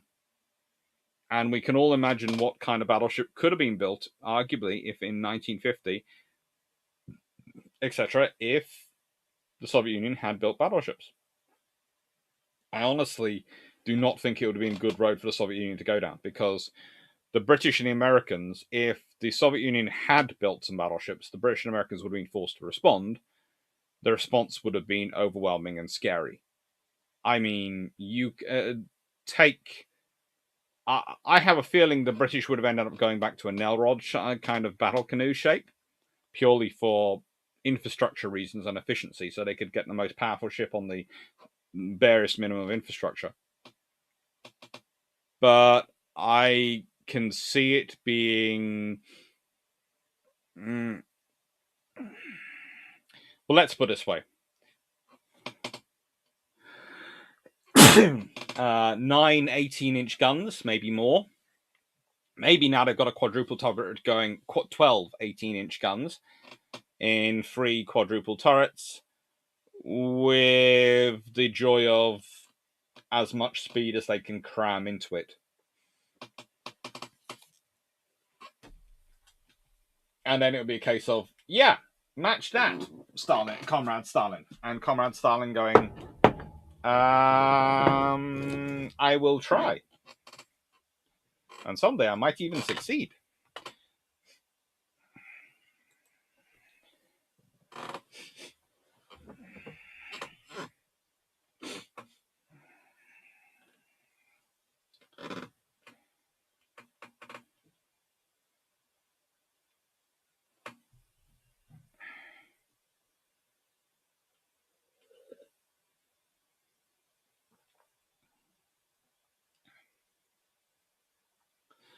Oh, Andrew Paul, if she had been activated in the Falklands War and gone and fought in the Falklands War, Roberts would not have been would have been preserved. She had been she'd have been a World War II legacy ship. She'd have been important for that. Then she'd have served in Falklands War. She'd have been critical for that. She would have been got home, probably on some form of loading ship, a carrying ship to carry her back, and she would be critical. She would be preserved and would be being fated. Where would she be based is an interesting debate, because would she be put in Portsmouth? Would she be in Plymouth? Would she be... Where would she be put?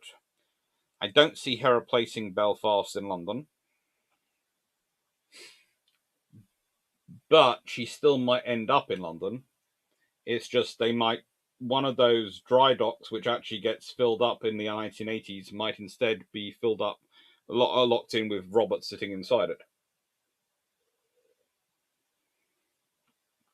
So Canary Wharf might have a World War II monitor sitting in the middle of it, or something like that.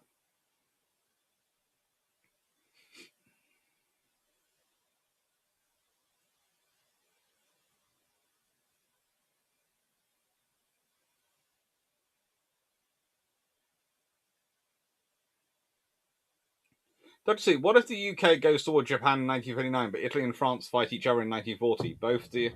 But the UK and Italy are on the same side. Somehow this leads to Germany, Japan, France versus the UK and Italy. That's not good for France. That's not good for France.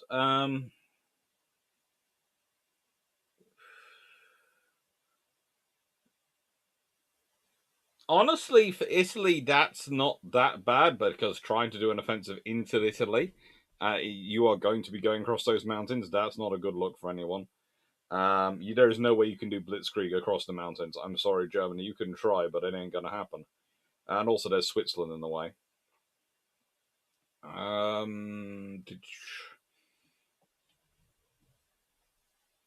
Same for France. France probably finds its navy cease to exist as the Italians take on what the Royal Navy would regard the French role, in the Mediterranean. So you probably still have the Mediterranean to go through. The British probably Taranto, Mersel. Well, they do what Mersel Kabir anyway, and they do it etc. Yeah, it's not a good scenario for the French. The Germans, it's a slightly better scenario, but it's also not a good scenario for them because you're not fighting in France. And now in this sort of scenario where the British will commit everything to fighting in Norway if you go to Norway. So the odds of you actually getting Norway go down because you're not going to be withdrawing forces to fight in France because that won't be the more important battlefield. So the BEF won't be deployed to France. So it'll become a naval and an aviation war from the get-go.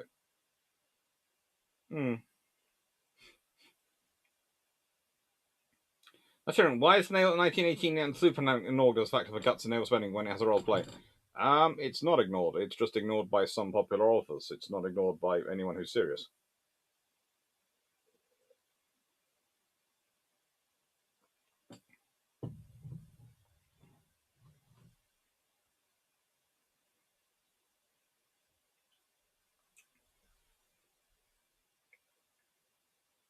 Alexander, Doctor, could you please cover the US Coast Guard also cast? They look like cut down gearings. I'll have a look at them at some point. Just make sure I have a note of it somewhere other than in this chat. So, if someone can send it to me on Discord, that will help. Andrew, since we are discussing the Soviet Navy, assuming they didn't return Royal Sovereign and the West went along with it, how much longer would they be able to run her and what role? She would become this very nice ornament that would sit in their harbour very quickly. Dr. Clarke is talking big guns. Anyone spy a fluffy research assistant? Not yet, but they could visit. I'm not sure. The FRAs might visit at some point. They do like to visit.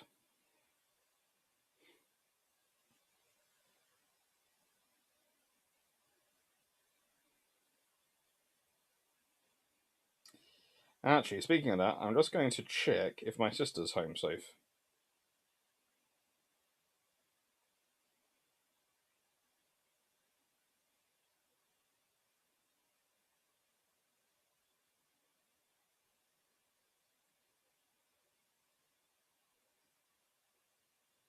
Thank you, Iron Duke. You put that on the Discord for me. Thank you.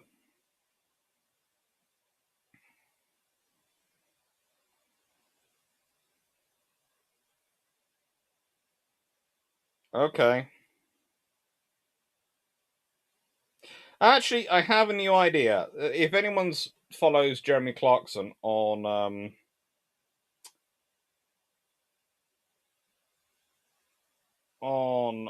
Instagram, you will see that him and James May and Richard Hammond are flying off everywhere by private airplane. I kid you not, but me and Drac actually did look into that at one point to work out if it would be cheaper, because we were dealing with so much fun with Toronto Pearson, especially to fly home. So we did actually look into that, and we did work out the number of people we'd have to be going as a crew in order for it to be cheaper to actually hire a private jet.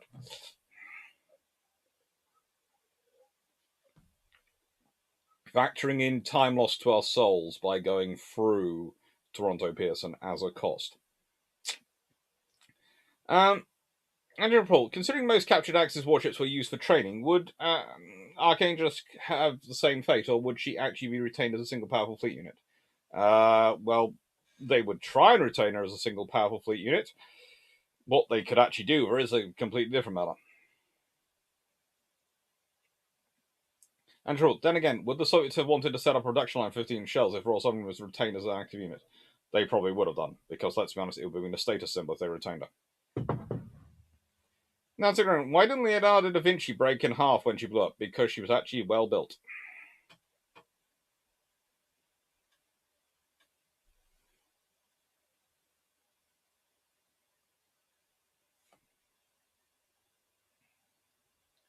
That's why did the Italians keep ironclads in service until after World War I? They should have been scrapped prior to World War I, because they added up numbers for extra ones for them to position for more tonnage under the treaty. Remember, they didn't want to build airships, but they didn't want to also lose in the tonnage war between them and France.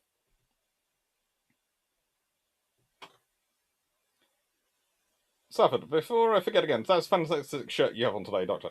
Thank you. This was my Father's Day gift from my fluffs, along with the caterpillar cake.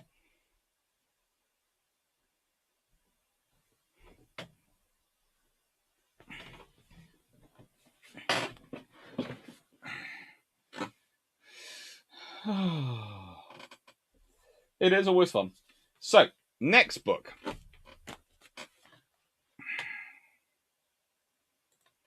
And I am trying to make sure I cover all these books because I have a huge list of books I wanted to get through today for you all. And mainly I wanted to get through them because I thought you'd enjoy them.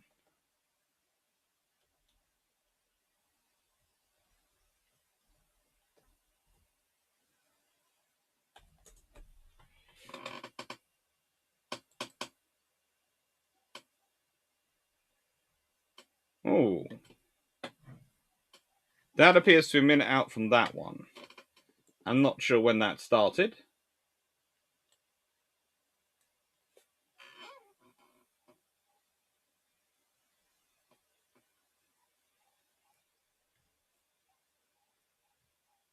But we'll leave that as that.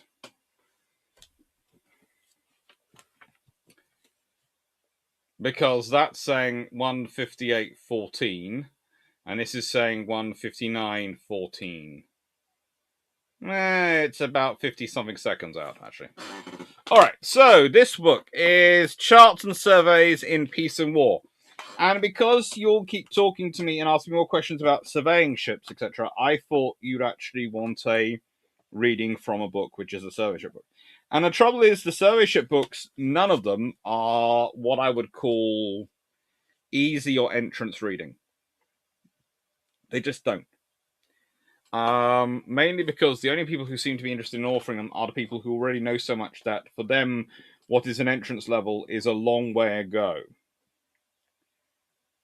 But that's no problem. That's worthwhile reading. It's a case of we have to think about this when we talk about it. So this is Between the Wars, 1919 to 1932, written by Vice Admirals F.C. Learmonth, CB, CBE, 1919 to 1924, and Vice Admiral H.P. Douglas, CB, CMG, 1924 to 1932. When F.C. Learmonth succeeded Parry as hydrographer in September 1919, he had already been serving in the Admiralty for the whole of the war, following a career spent at sea and surveying ships since 1890. Whereas Parry had prepared the plans for the hydrographic service, both ashore and afloat, to return to peace routine, it fell to Learmonth to implement them in the prevailing climate of financial strategy which followed. If I'm not mistaken, there is something fluffy outside my door. If I'm not mistaken, there is something very fluffy outside my door. Oh, hello. I have multiple fluffs outside my door. I have ein and zwei. I have fluffs. Hello. we doing anything? Are we still fluffing about? We're fluffing about. Okay. Well, if either of you want to come in, you're more than welcome as always. But enjoy yourselves. There are high-speed fluffs outside my door. Okay. So, it's a very good book. It's got a lot of interesting pictures in it. But, yeah. He was in turn succeeded in October 1924 by H.P. Douglas. Serving until 1932, Douglas became the first hydrographer since Wharton to serve more than 5 years in the post. He had been director of the Naval Meteorological Service for much of his brief life, and had given a practical demonstration of the value of observation and forecasting when in command of the mutiny at Bermuda during the passage of a hurricane in 1921. His observations and his deduction from them enabled the ships and naval establishments there to be warned and given time to prepare, and so to minimize the damage caused by weather. He was of a scientific and inventive bent, and it was largely due to his enthusiasm that echo sounders were introduced and accepted so quickly. From the historian's point of view, it's unfortunate that he also introduced an extremely abbreviative format for the annual reports, which under him became no more than a list of ships in commission and a table of surveying achievements. In home waters, the 4 Aberdare class conversions all commissioned in March 1920 and were at sea surveying by the middle of May. All spent their entire surveying career in home waters. On the commissioning, Kellett was fitted with experimental sound ranging gear. The technique appeared promising. It was not, in the event, developed. In the following year, she was fitted with echo sounder equipment, which was more successful. The Aberdares were useful little ships, though they remained a coal-burning until their last days, with all the aggravation infrequent coaling smothering the ship with black dust, which that entailed. Novelization of coal-fired ships appeared at the time of the miners' strike in 1925, when 3 of the 4 home ships had to be mobilized for most of the season to reduce coal consumption. Work was carried on from the sounding boats in inshore waters, while the ships were kept alongside in dockyard ports. It's a cool book to read, but it's not exactly something I would consider an easy afternoon read.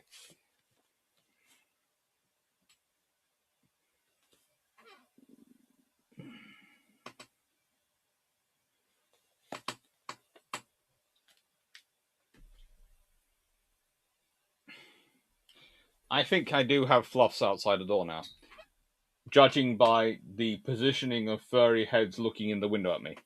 I have one looking in the door and one looking in the little window.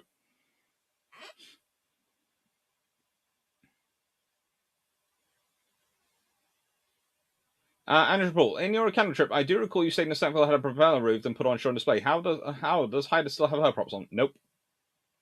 They are also off. I was asking why it was Royal Sullivan that got lent to the SR. Were there other less royal name ships? She was the vessel judged most viable to loan to the Soviet Union, i.e., they're least likely to be able to do anything decent with her, or it causes us an issue.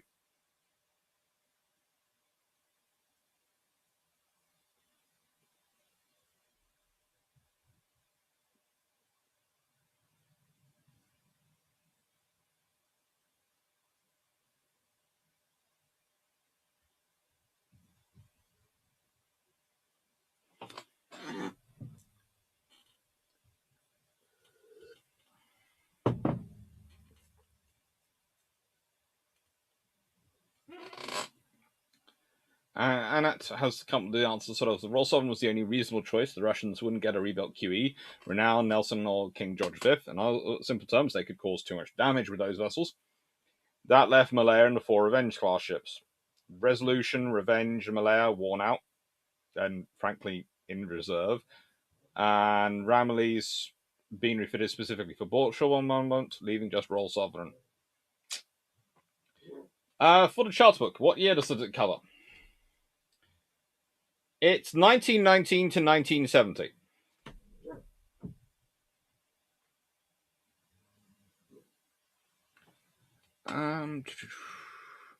Actually, do we know what the propellant for which guns caught fire, exploded, and caused LDV to roll over? From picture wreck, you can be certain that 12-inch mag hadn't gone.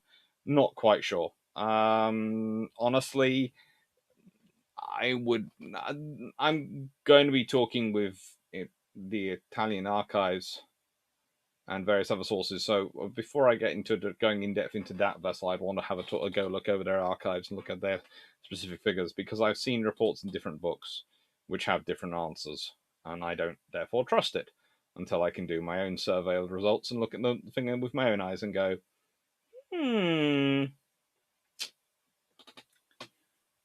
Nice answer that one.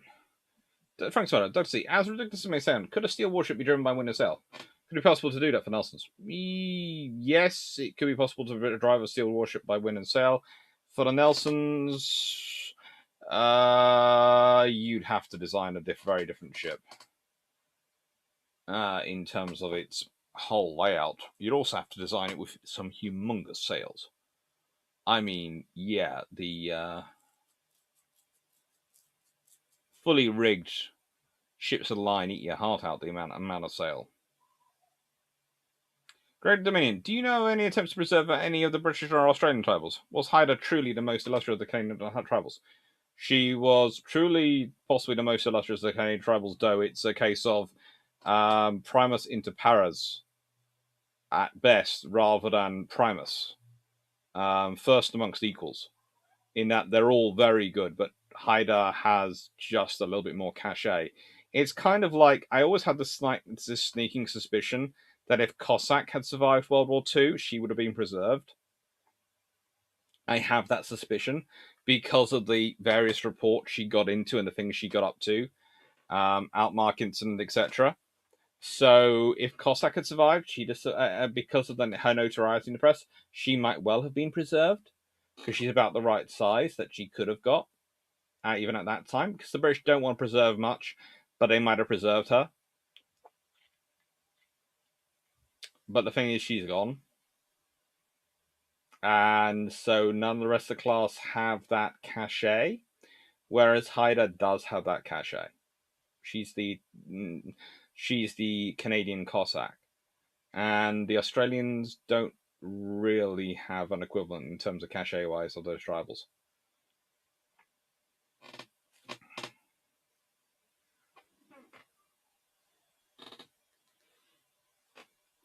Is there a worst-known history book out there you would like to call out? No. I've long ago adopted a policy that if a book is mentioned on this channel, it is mentioned for positive reasons.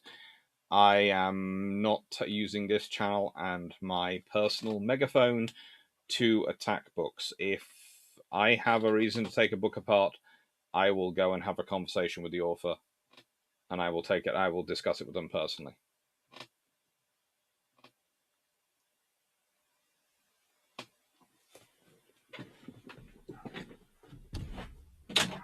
Hello, you.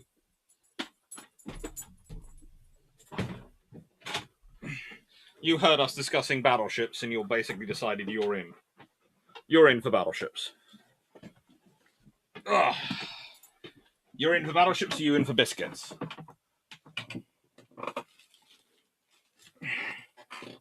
Both, right? Mm-hmm. Down there somewhere. You've got the nose, you find it.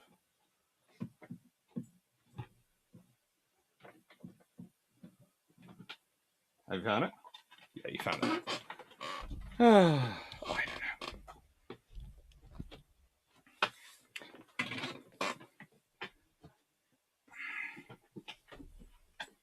know. Colin Cameron, do you know it would be possible to recover and preserve one of Esco's bows?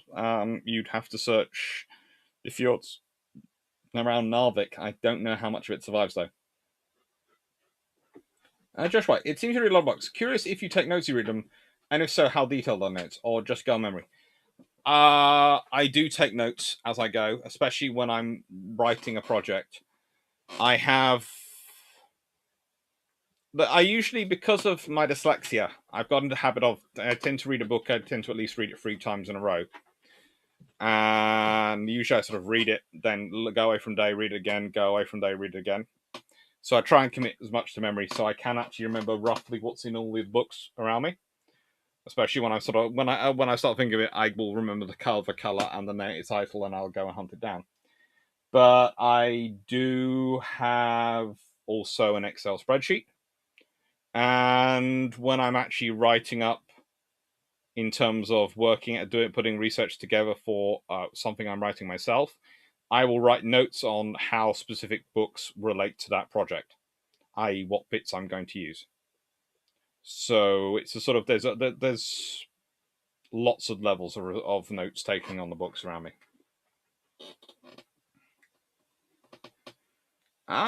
Was Cossack's name considered for reuse? Yes.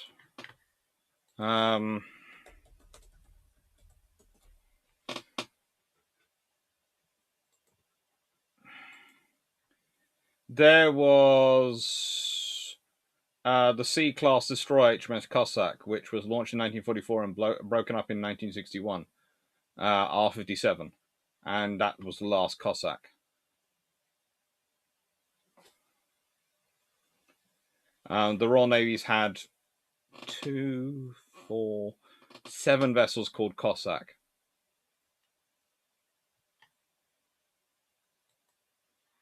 In service.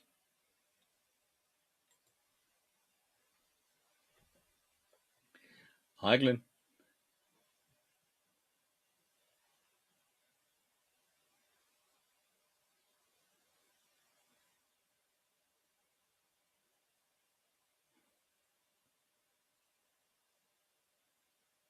Enjoy, Stafford. Dan, what's the Cossack name? I'll answer that one. Blue Ellis, hello. Customers, why don't museums put ships in dry docks with water? It's. Let's put it this way. Okay. If you put a ship in dry dock with water, that is probably the best form of preserving it. However, in terms of supporting the hull, that doesn't really protect the hull from the erosion. You need to find a way to sort of store it and protect it. You also need to drain and maintain that dry dock. So you need to drain it regularly, clear all the water out, clean the hull, then fill it back up. And you've got to remember that water is sitting there, not moving. And water which is not moving becomes stagnant and can become disease. So it costs a lot of money and you have to do a lot of maintenance on it. So that's why.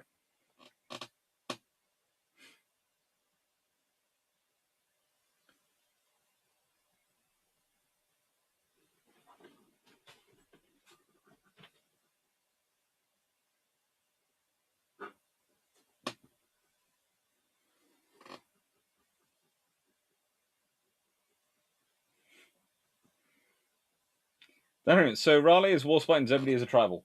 You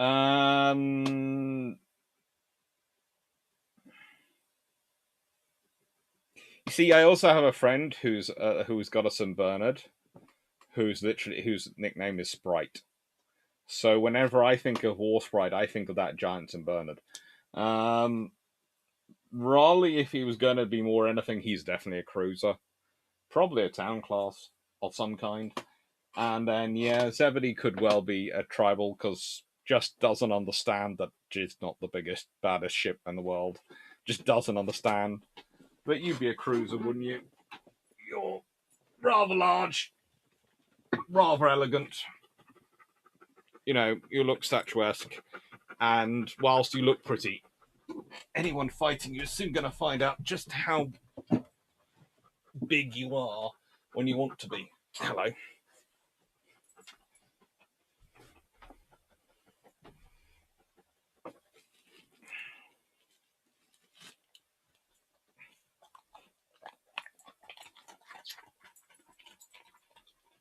Definitely well-behaved dogs. Right. Ooh. Very smart. Let's see. Do you think that the Italian efforts to bring up Leonardo da Vinci helped them recover the sunk battleships of Toronto? Yes, it did. It really did help them.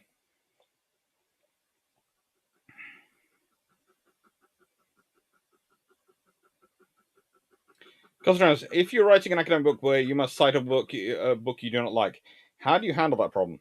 Read my footnotes. You can soon tell I'm told the books I like and the books I don't. Or rather, endnotes they turn to in most publications.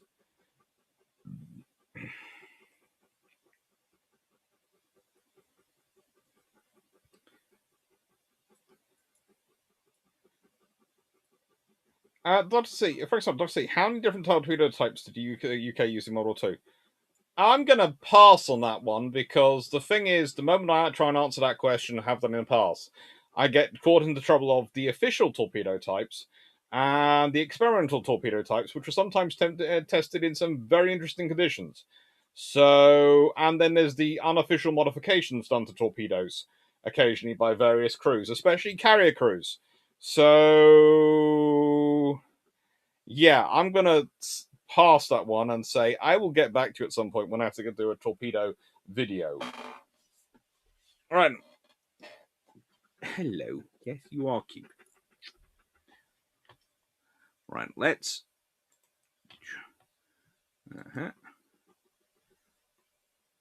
0216.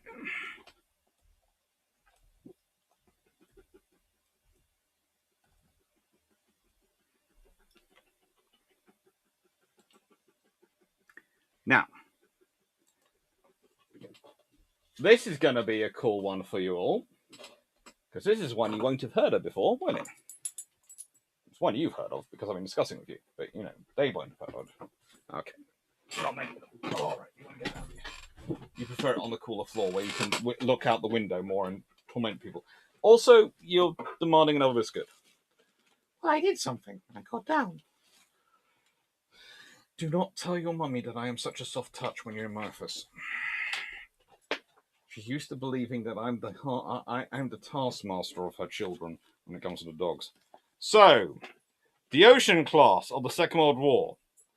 This is a rare kind of book. It's by Malcolm Cooper, and it is all about the US-built British cargo ships, their design, building careers, and establishes their contribution to victory in the war at sea, and to peacetime recovery of the merchant marine. And it is gorgeous. I mean, if you're the type of a person who likes to discuss and think about infrastructure, logistics, and the realities of fighting a global war, and the necessities of actually having pragmatic trade construction, i.e., if anyone's got Sal Merculagos and he has not got the copy of this book, then frankly, he is going to be crying when he sees this video because he will want this book. It is gorgeous. And it has sort of lists of the ships and, you know, what they get up to and what they do and sort of things. For example, this is their list of their armament. Okay. Ocean Venture. 1 US 3-inch low-angle gun, 2.5-inch Colt machine guns. Ocean Venus. 1 US 3-inch low-angle gun, 1 twin 0.5-inch Browning, 2 single Marlin guns.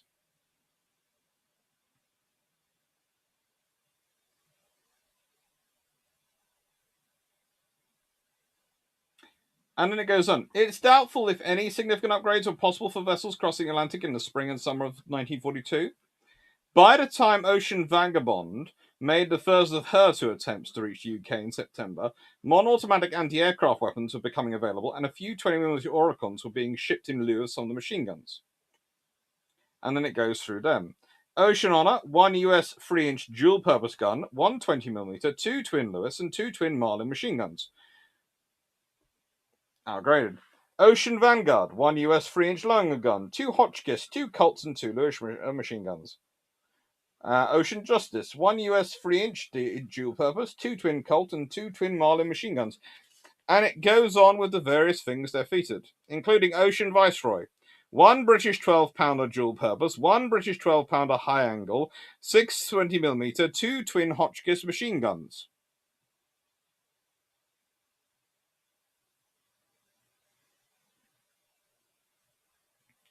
This is a very, very cool book, okay? It's got a lovely design cover. I do really enjoy the art. It's by a certain Anthony Cowland, who's a very good artist. And yeah, it's a really, really cool book.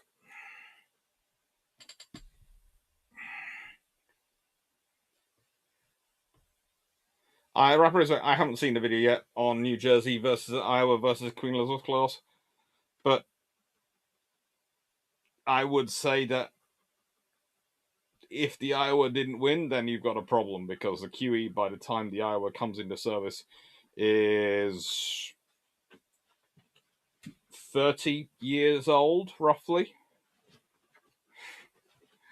If the Iowa doesn't win that fight, then the only thing I would say is, if it's Warspite, then you have the problem of plot armor. But let's be honest, not many ships there are. You not necessarily can rely on the plot armor. It just throws a variable into there.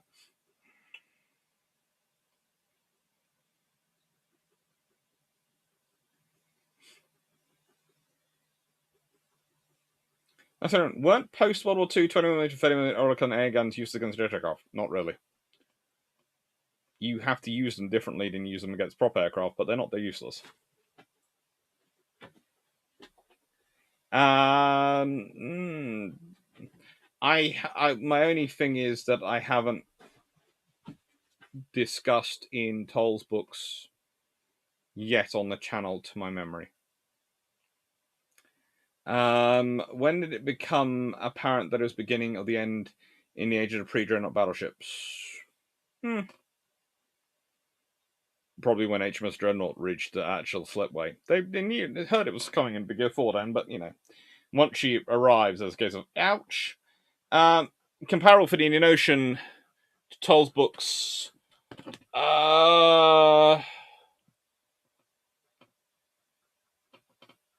Where is his book? I've got it around me. Andy Boyd's books, which are massive, thick books, and not that one. That's Andrew's. Stay. Good fluff. There it is. No, well, that's one of his books, but that's not the one I'm looking for.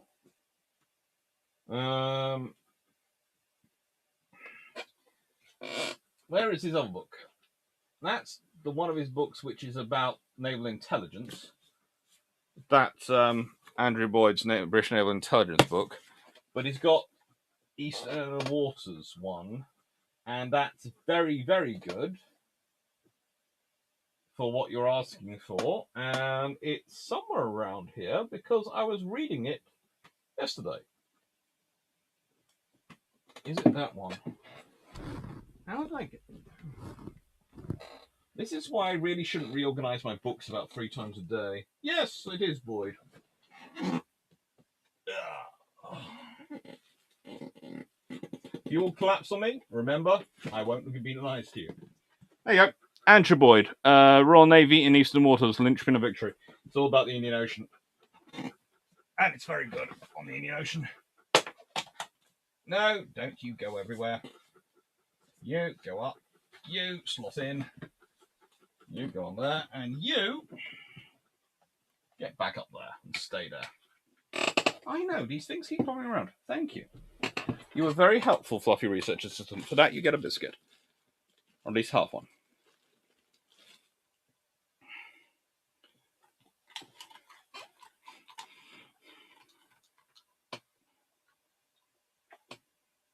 Frank Sonner does see a lot of people like asking to swap tribals or Fletchers for Fletchers at Samar. But what if we swap them for your choice of Italian, French, or German DDs, or earlier US and UK DD classes?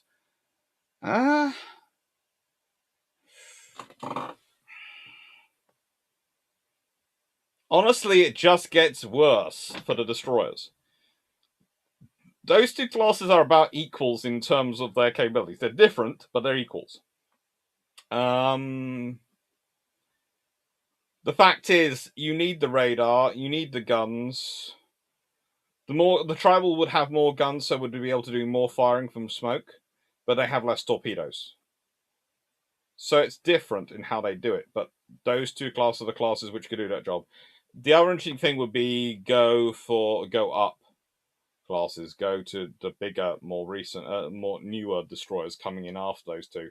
That could change it. Any good books on US battleships? Freeman. Good ebooks on US battleships. Freeman. I think his book is now an ebook. I think.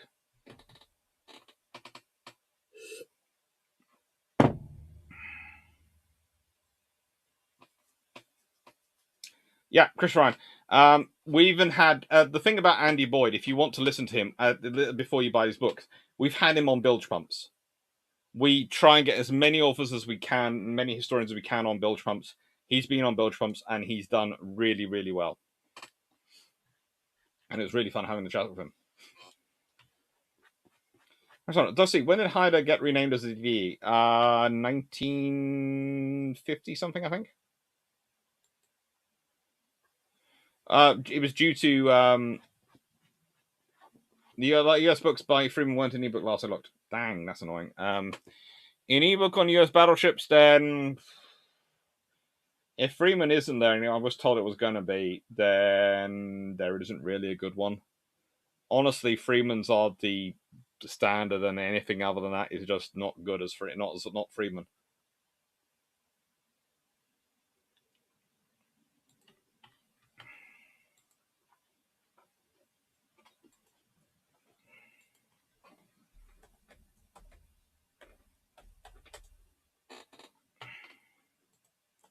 Okay, next book we have Fixer and Fighter. The Life of Herbert de Burgh, Herbert Earl of Kent, 1170 to 1243 by Brian Harwood. Now, this is going to be a bit of a curveball to some of you, but considering that I've also got a tank book coming up, I'm not really that worried about it. And it's not unusual for me to have something like this in here. The reason I've got this in here is because it was sent to me to review, and it's good. It's a nice book on medieval sort of England, what was going on. This is Dover Castle.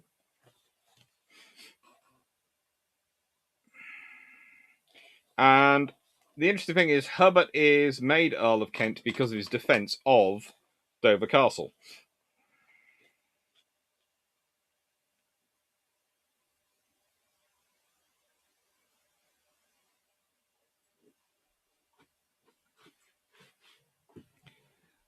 Historian Richard Hakluyt, 1553 to 1616, later succinctly observed, Herbert armed 40 tall ships, and meeting with 80 sail of Frenchmen upon the high seas, gave them a most courageous encounter, in which he took some, sunk others, and discomfited the rest. The remnants of the French attempted to limp back to Calais, but many were caught by the faster English ships and sunk. Just a handful made it there to give Blanche of Castile the news that her son's cause in England was now lost.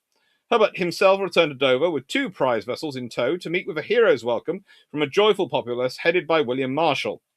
After much thanksgiving at an impromptu quayside service, Bert d'Aubigny was dispatched to Devizes to take the great news to the royalist court waiting there in considerable apprehension.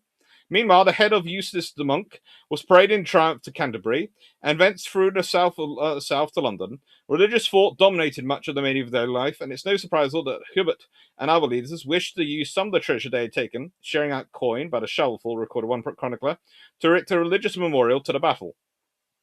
Consequently, in Sandwich, they built a chapel dedicated to St. Bartholomew, on whose day and with whose aid they attributed the victory.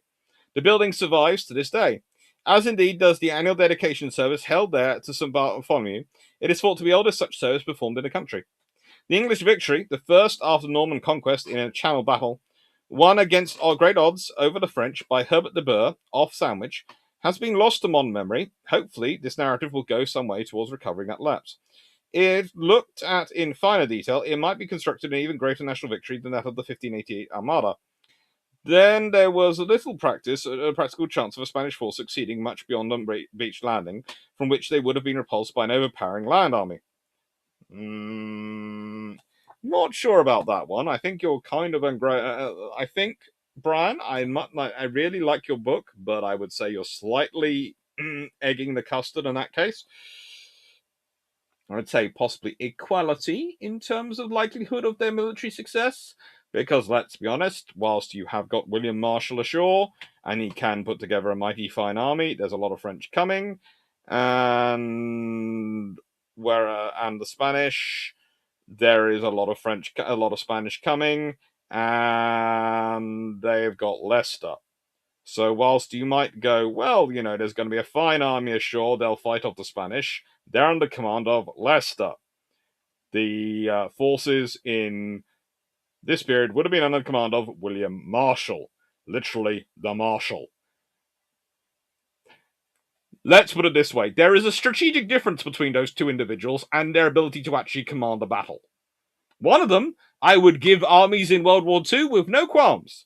The other one, I would tell him to go and sit in the House of Lords. You can work out which is which. Whereas in 1217, much of southern England, London and the eastern home counties had been occupied by French forces for a year and a half.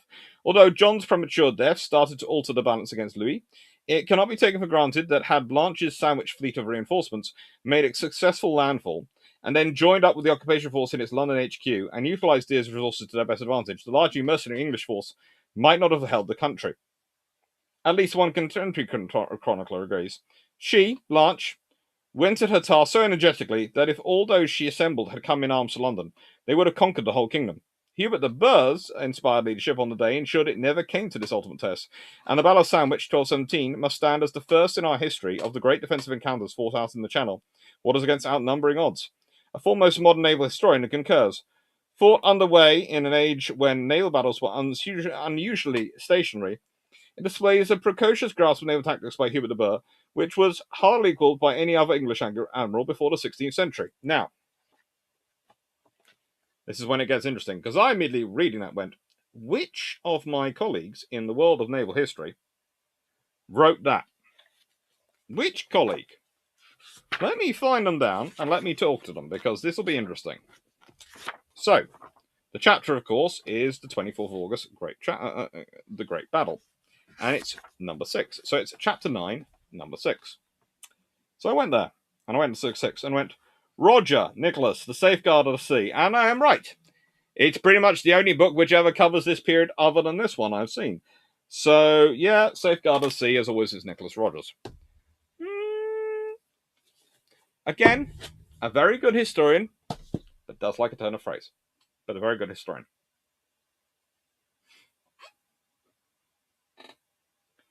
Second, what is the worst take in naval history by now dead historians or officers?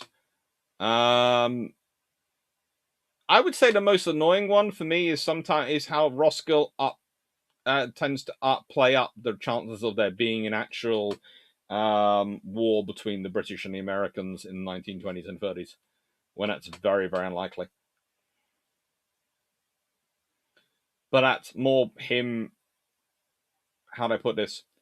He's going from a straightforward reading of the evidence and looking at the amount they'll plan. And the one thing about Roskill, which I tend to have a small issue with, is I consider him a very good historian, and I consider him a very good recorder of facts.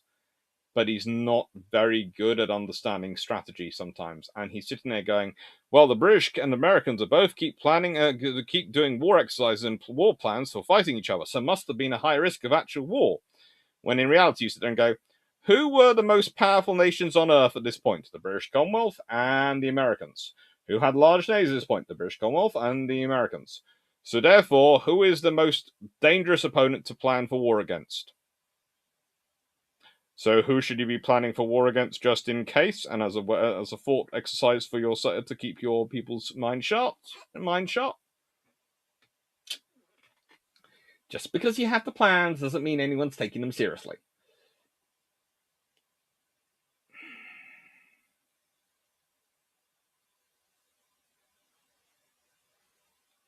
Anna, ocean design versus liberty or victory? All three are good in different ways. Liberty's probably easier to construct. Victory's probably the fusion of the two. Ocean is probably I would say the stronger hull.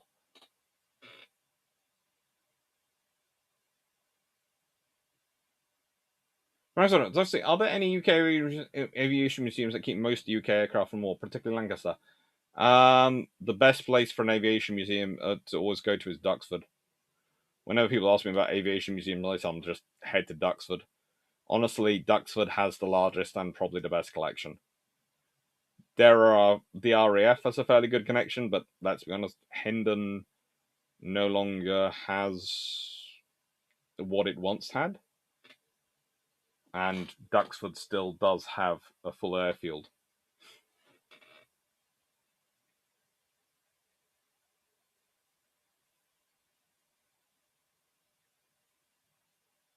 Yeovilton is pretty darn good. Yeah. Cosford is...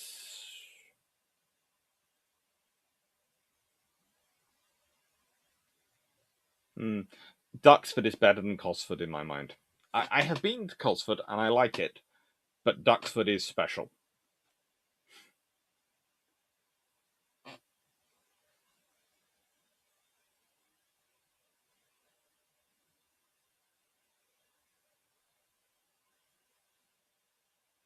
So, anyway, are the Abus the most annoying people to deal with in history and circles?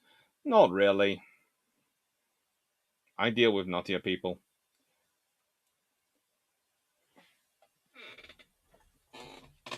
So, I will also point out that Japan, like Russia and China today, are pretty diplomatic centers, so one would want to avoid that whenever possible. Yeah, that's another issue. Plus, if you have a plan to fight the world's most the other most powerful nation in the world, you can probably adapt it to fight the rest. Oh, why did anyone write that?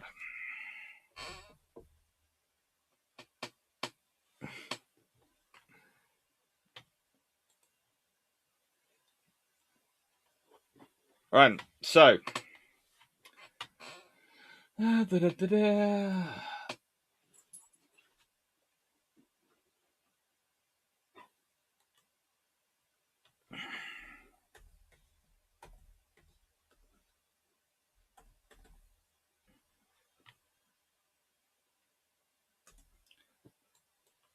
Right, this book. The Royal Navy in Action. Art from Dreadnought to Vengeance. By John Fairley. Now, this is cool if you want to know the art and if you want to see the pictures. And I mean, there are pictures in here which I've gone, oh my! So this is not a book I'm really going to read to you because it's not really for reading. It is for, well, there is some good writing in here and some good content about the pictures, but it is more for seeing. And it is absolutely gorgeous. I highly recommend it. If you want a picture a book that you will spend hours just going, it is this book. You will spend hours. You'll possibly spend days.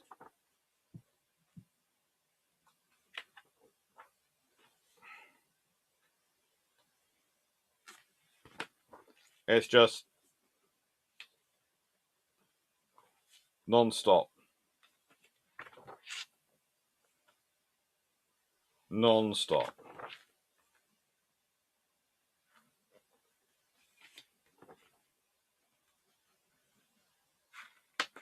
I'm very lucky, and my family actually bought me a print of this one, so I have it framed and ready to go hang some point in my office once I get my office done up.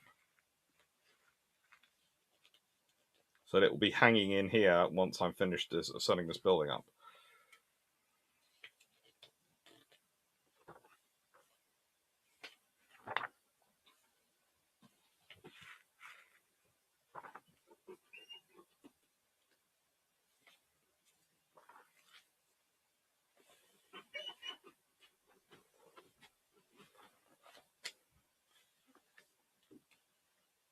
Use that picture often enough, don't I?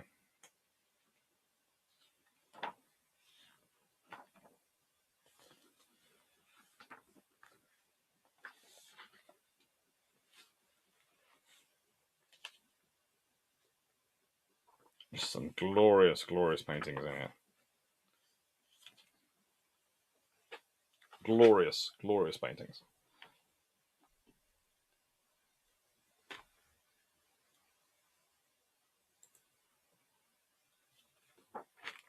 This is John Farley's work, and it's really, really cool. And it's really worth a read. But most importantly, it's worth just looking through it.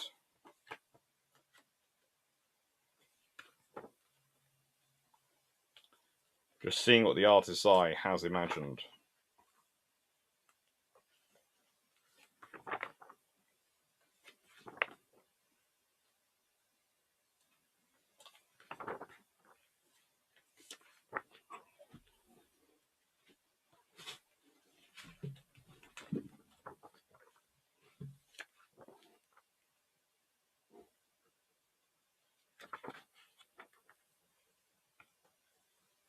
It's gorgeous.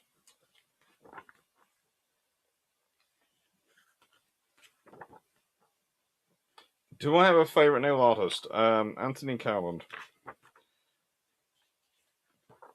At the moment. I have a few, but Anthony Cowland is a really good one.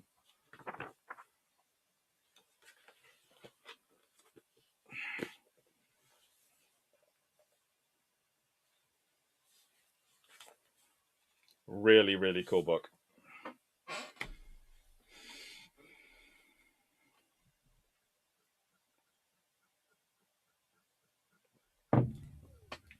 Let's see. Hood versus Bane by themselves close to dusk in 1980. What happens then? Anthony Cowland. Well,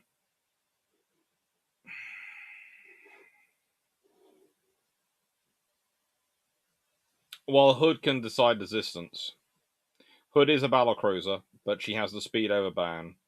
She has the firepower, the same firepower, but she has the speed, so she can decide the distance. So Hood will decide whether there's a fight or not. And so you'd expect Hood, if she does fight, to fight on her terms.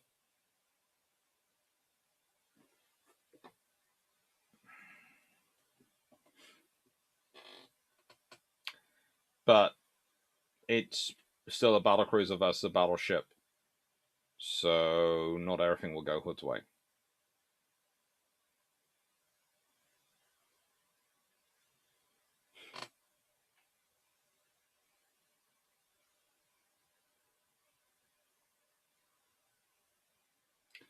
So I'm thinking about the Azur Lane version of the Falklands War, and I'm certain the British task force in that universe would have had battleships and battlecruisers. Then again, this is a world where you sentient warships and submarines fighting alien creatures created by humanity. That's Azur Lane. Dan Truman, Hood fights on her time, she brings friends. Yeah, probably Renown and Repulse. So that's the thing, is yes, they start off, and by 1918, the British do have quite a few night fighting doctrines going on, so they might actually engage in a night battle with her. But the thing is, there's also the fact that Renown and Repulse Renown and or Repulse will be also homing in quickly to back her up. And then that's a scenario which Bane doesn't win. Because once you have enough 15-inch guns and you have enough range, especially with night fighting, with the night fighting study the British have been doing since Battle of Jutland intensive, then there's an issue for them.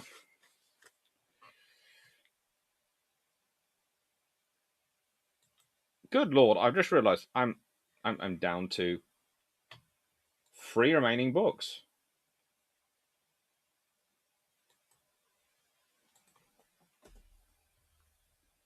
Which is both amazing and slightly worrying, but interesting.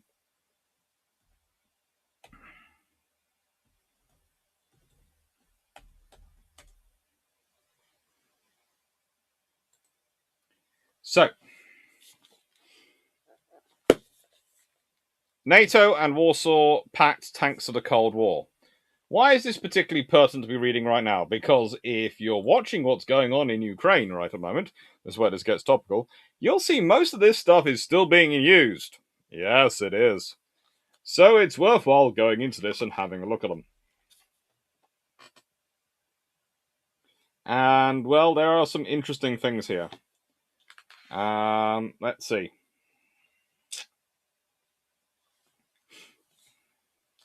Besides seeing the T-72 as a replacement for its T-54, 55, 62 series tank inventory, the Soviet Army also saw the T-72 doing the same for its Warsaw Pact allies. Following three-way negotiations among the Soviet Union, Poland, and Czechoslovakia, deal came about in 1978. The Warsaw Pact countries could build their version of T-72 under license, labeled the T-72M. As the Soviet Army began introducing progressively improved models of the T-72, some design features were adopted by the Polish and Czech factories and received the designation T-72M1. The T-72M retained the same armor protection levels of the Soviet Army's initial model of the T-72. The T-72M1 rose to the equivalent of 490mm 19 inches of steel armor on the turret front, and the equivalent of 380mm 15 inches of steel armor against APFS-DS rounds. The glacier plate of the T-72M1 boasts the equivalent of 490mm 19-inch of steel armor when struck with a heat round, and equivalent of 400mm 16-inch of steel armor when hit by an APF SDS round. Besides the Polish and the Czech armies, the East German, Hungarian, and Bulgarian armies also adopted the 49-ton T-72M and T-72M1. Polish and Czech factories also sold T-72M and T-72M1 to non-Warsaw Pact armies. The largest number of these went to Iraq, which took into service about 1,000 examples of the Polish-built T-72M1. Main gun ammunition supplied to the for the non-Warsaw Pact export tanks proved to be older generation examples. This is what I like about this book, though. It has road reports. This is from Mark Schering, the curator of the Virginia Museum of Military Vehicles, a really cool person, and shares the impression of the Czech-built C-72M1 in their collection. T-72 is another awesome Soviet invention. It uses the same engine as the T-55, but turbocharged, with lots of guts. I like the driver's compartment very much. It's like a cockpit. You sit nice and low in a comfortable seat. Visibility is pretty good. One large periscope forward and two smaller ones for the side. You have lots of armor around you. You've got lots of controls. Preheater, air system, smoke generator, heating, good instruments for the engine, good communication systems. When you are flying down the field in something like that, and it accelerates well, you don't have to worry about hitting anything because you can go through or over almost anything in your way. The silhouette is even lower than the T-55, one of the lowest of its era. 125mm cannon is a hell of a gun. Just keep your arms tucked in away from the automatic loader and you'll be okay. I think it was able to take out anything in its time, and that was the 1970s when we only had the M60. The crews were equipped were equally well trained, and that's a key ingredient. The C-72 would probably have been the winner.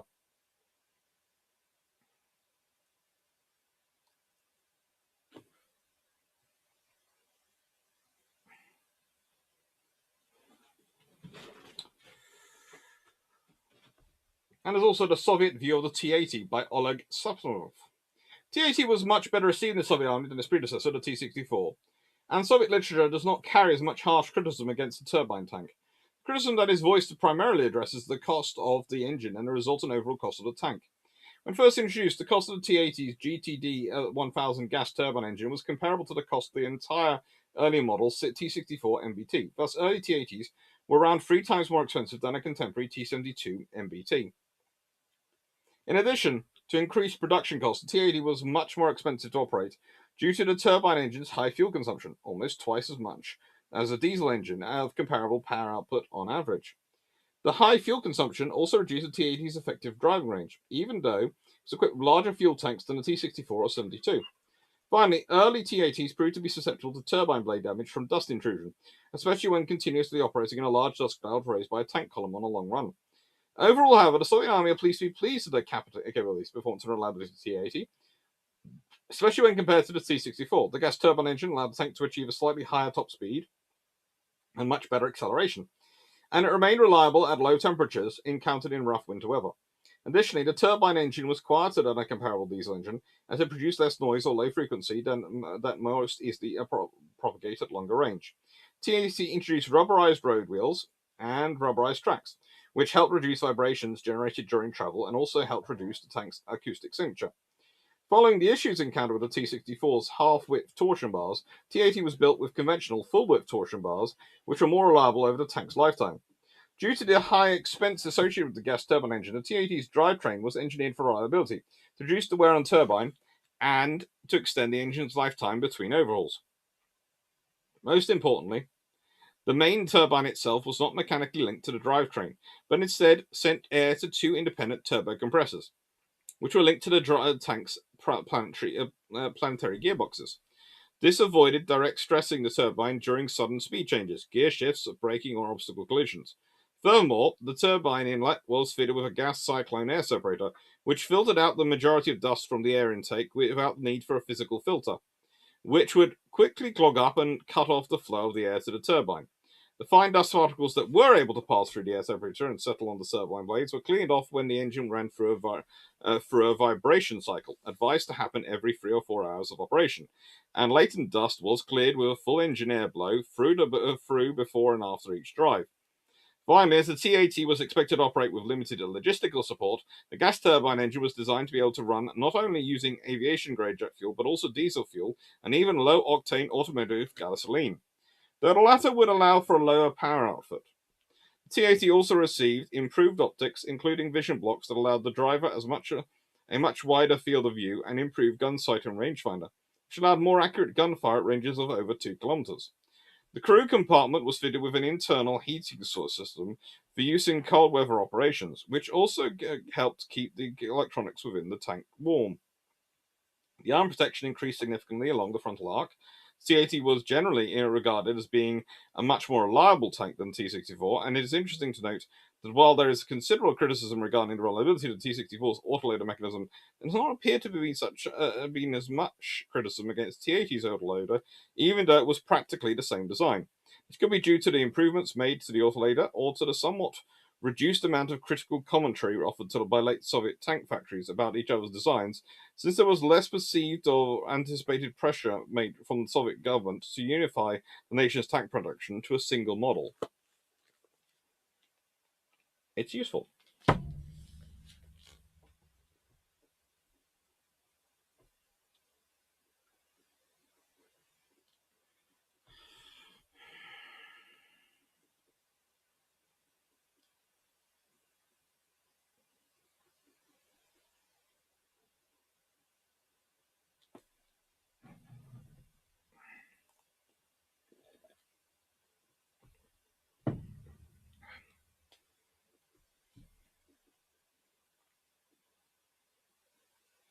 I said everyone, I was watching Armchair Historian's video on the Falklands from Argentina's perspective, and I got the impression that the nation voted to condemn the nation's voted against them, were basically saying, "You angered the line, you're on your own."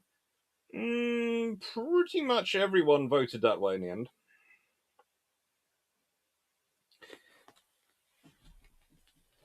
And Frank Sonnet, let's see, if Norman Freeman made a book on sci-fi, which one and which ships would you want? Oh, if he's going to do anything, he has to do something which has a lot of ships in it, so it would have to be Star Trek or Star Wars. They have the most ships. And it would be really interesting to read. Norman Freeman's approach to Star Trek would be especially interesting because having met and had discussions with Norman, the concept of we are building a ship which we are calling a cruiser, but is the size of a battleship would get short shrift. Very short shrift.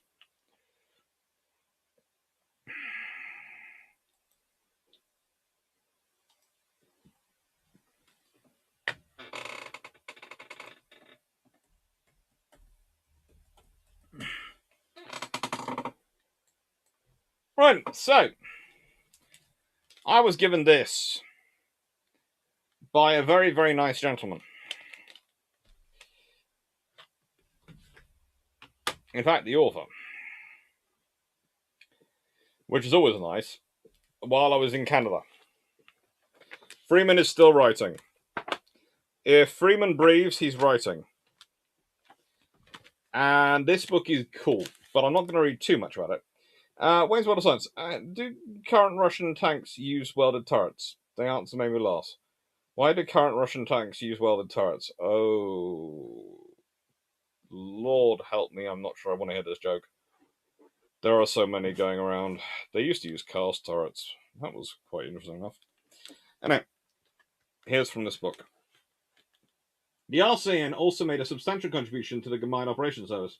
The organisation created to carry out raids in occupied Europe and developed the specialised techniques required to conduct large amphibious landings that marked the later years of the war. In 1942, 50 officers and 300 ratings preceded Britain to form 2 flotillas of landing craft. In the 19th August 1942, 15 officers and 55 ratings from this group were with British landing craft flotillas that participated in Operation Jubilee, the ill-fated raid on Dieppe that cost the Canadian Army nearly 3,000 casualties. About 65% of the troops that took part.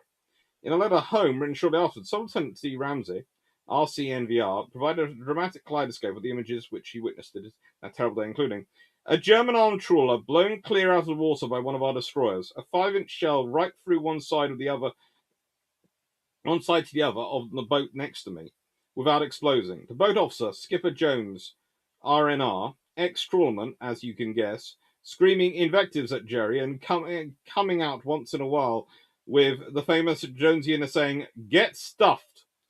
A large house full of Jerry machine gunners, pasting hell out of anybody who dared come near the beach. A Ju-88 whose wing was cut in half by AB, able-bodied seaman Mitchelson of Ontario in the boat astern. Plane swooping down low behind a destroyer and letting go a 2,000-pound bomb, which ricocheted over the mast and burst about 10 yards off the starboard bow, peeking over the coxswain's box and looking into the smoking cannon of an ME-109. I'm here to state that was close.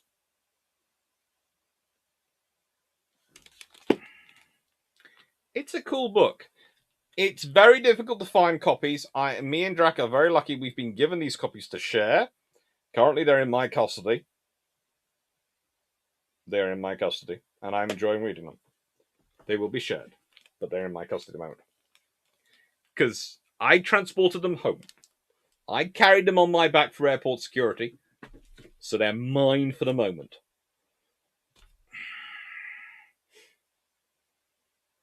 Next one. Is the best landing craft actually a helicopter? Nope. Because in the nicest way, you need heavy armor. I know we keep talking and dancing around it, but you do need tanks. You do need frigating APCs. All those vehicles, you need them. You need a combined arms effort to be landed ashore. And the idea that you can somehow get away without it is complete and utter twaddle. The problems the Russians have been running into and everyone else has been running into is when you don't apply a combined arms approach. We know it's been a combined arms approach. That's why we developed battle groups and why all these things have been formed into battle groups. And at the moment, anyone turns around and goes, well, we can get by without this or that major component of the battle group. You know they aren't designing for actual serious peer-on-peer conflict.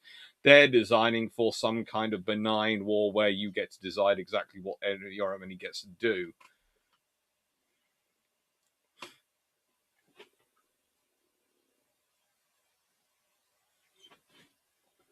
What are you up to, Fluff?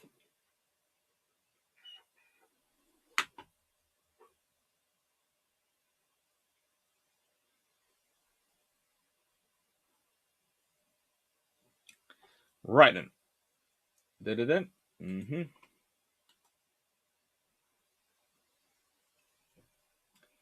And then it's 0259.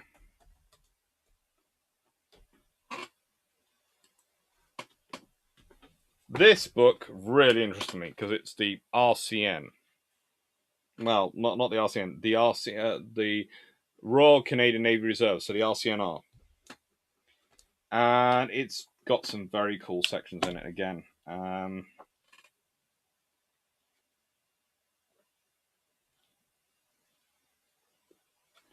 It has a picture of the crew from Haida. One of the officers, Commander DeWolf and his team.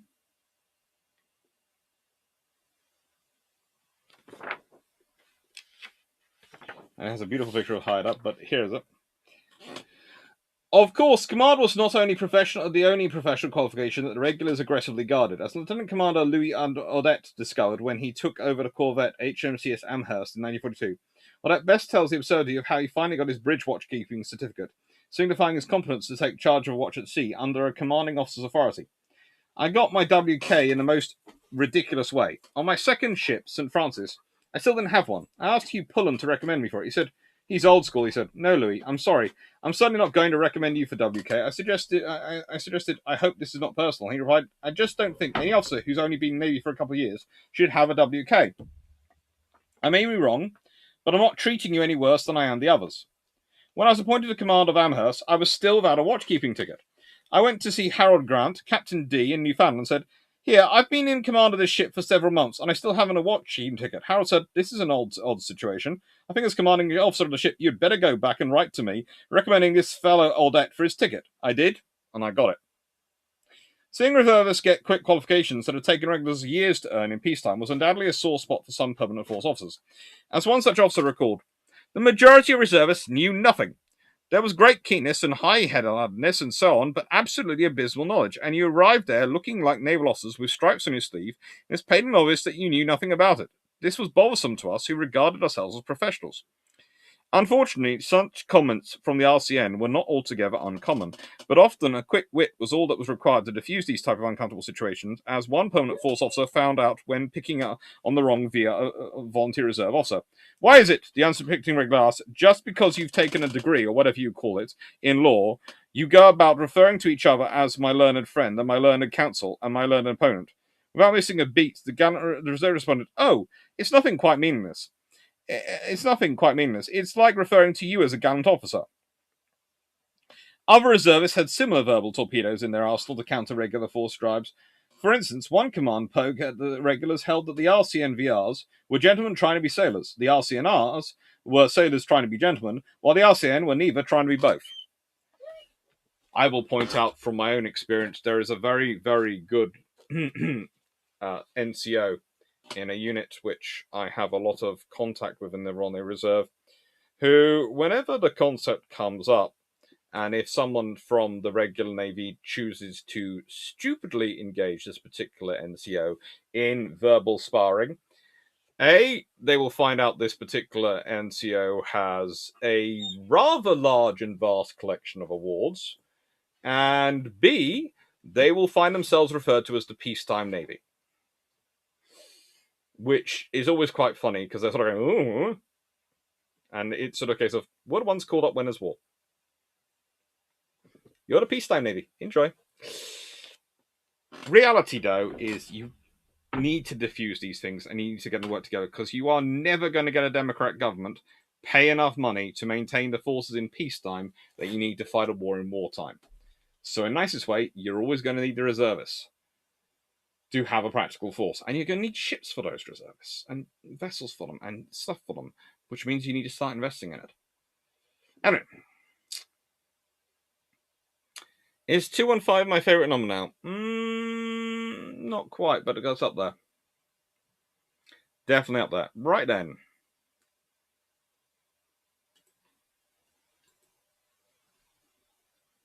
Questions to the end. No, I do believe it is.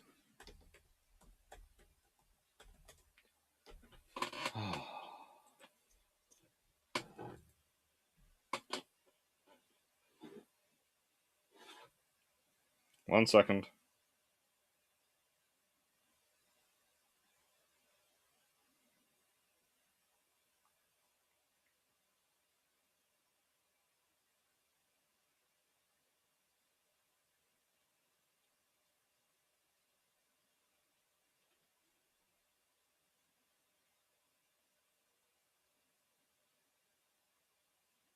Sorry, message from my sister and Mimea.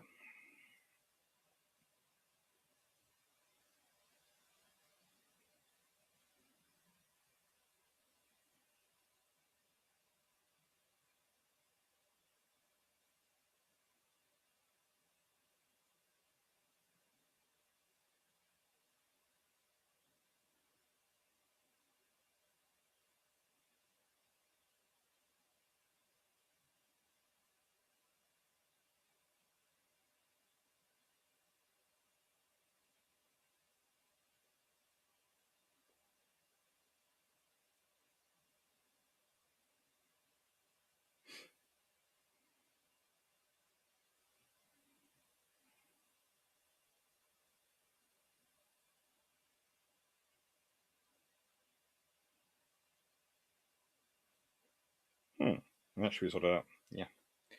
Right. Let's get the questions up. Actually, I should have checked what HMS Asante's number was when choosing Clarke's challenge coin. If in doubt, the answer to all questions is always infrastructure. And if Geo Guy is watching, the Red Spine book with Battleship on it is what happened to the Battleship, which I talked about earlier.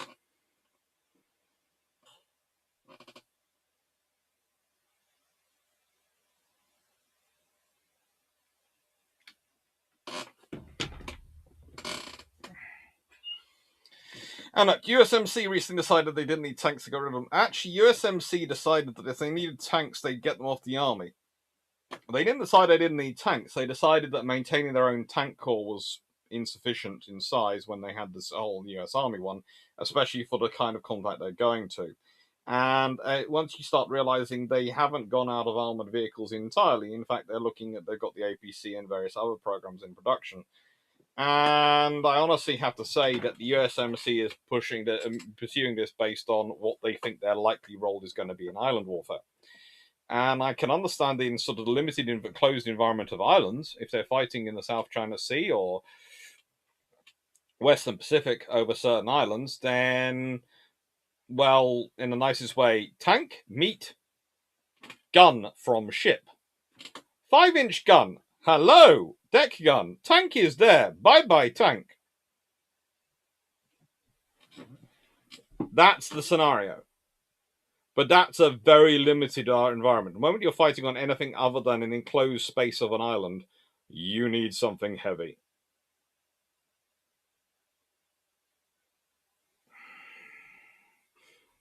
Did the RN ever make a Type 69 class? I don't think we have yet.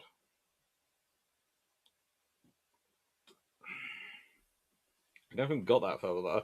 That far.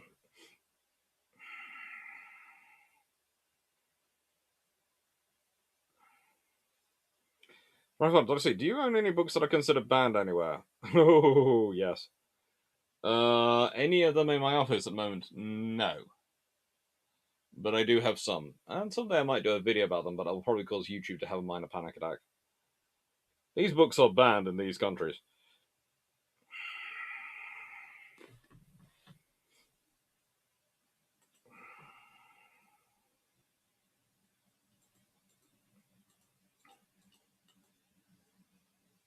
Some of them for really silly reasons.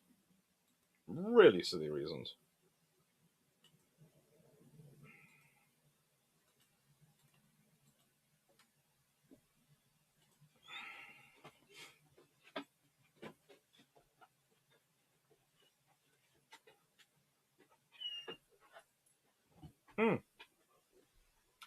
But no, it's... What can I say? It's always interesting once you get into this stuff and you start looking into the books. And some books you read and you're going, why is this book banned? Oh, it's because it covers that.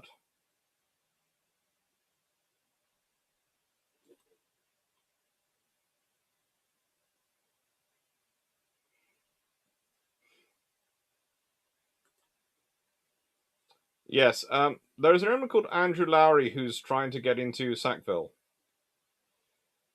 Sadly, I think she doesn't open till the 24th of June. That's what they've just said on Twitter. So Sackville have said they open on the 24th of June. I know they're working helter-skelter to get her ready and upgraded and all put in place. It's not an easy job to get to maintain these ships and get them working.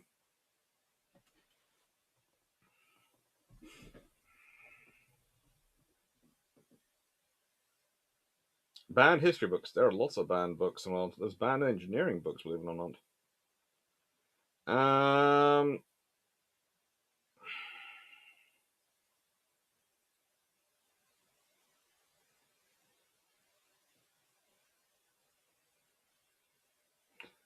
Budguide 229. Do you think it's a mistake the US constellations are going to be armed but have a 57mm gun as a main gun? What is their role? The Constellation class's duty is going to be task group defense. They're anti-submarine warfare and task group defense, aren't they? That's their purpose. They're not really going to be air faction pickets or support any. You've got things like the Zumwalts, you've got the Burks, you've got whatever comes to replace the Burks. You've got plenty of those. The US Navy are not in a scenario like the British are or others are, where having a 57mm means you don't have enough 5 inches, enough 4.5 inch, enough main deck guns. They're in a scenario where they have a lot of them, and what are the constellations really replacing? The constellations are really replacing the LCS, which are also armed with a 57mm. So, yeah, it doesn't matter. And it probably helps them in terms of their task group defense role, in terms of the amount of metal they can put in the sky if they need to. Let's see. We know the Phase 6 Vulcan with the 6 Skybolt A or B of them could go over 5 miles. So if Black Boat 1 had Vulcan Phase 6 with a 48,000 pound bomb, would that level Stanley Airport? That would have done a huge amount of damage.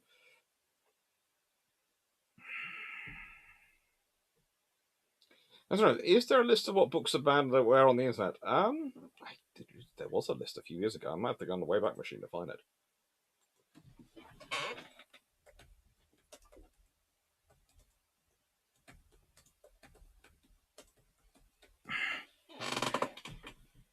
Yes, there is. There's a Wikipedia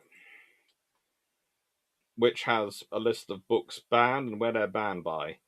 I have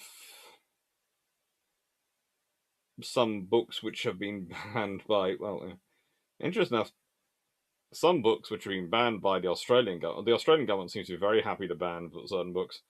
Yeah.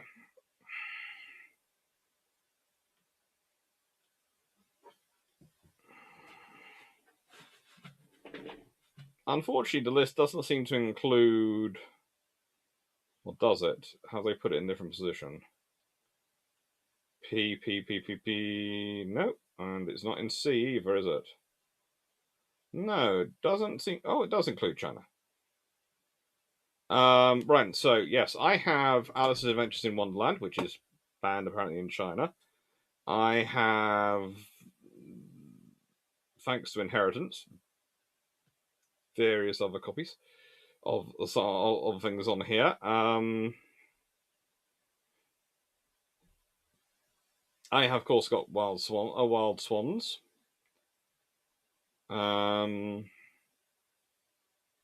Which is an English version.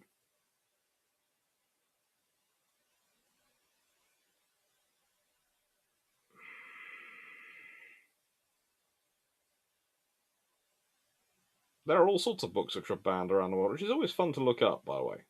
It's always fun to go and listen, look at your book collection and go, actually, I have that. Surprising number of countries are still banning, will ban. Let's put it this way: there is always a small problem of mine in certain scenarios of certain books. One of the interesting things is, of course, Ulysses, of James Joyce's book, was banned in Spain till 1962. Let's see.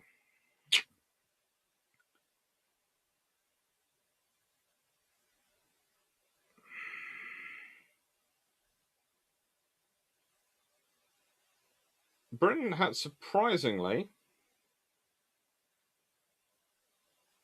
has a fair number of books around which have been banned. But yeah, most books, if they're banned, are banned for obscenity, unless it's, well,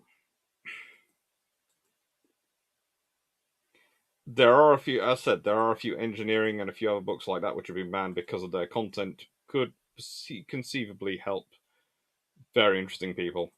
There are also some books which are listed as limited number of people about to buy them. Frank Sort does see, why is the Stereo Sailors always nicking stuff? Because they are a group which travels around the world, turn up and disappear, and it's very easy to blame thefts on them because they're no longer there to defend themselves. But also, there is the fact that, to be honest, if we consider the Royal Navy and the various other navies, they do have a habit, if they're in a war scenario, if they find stuff with the enemies, of taking it.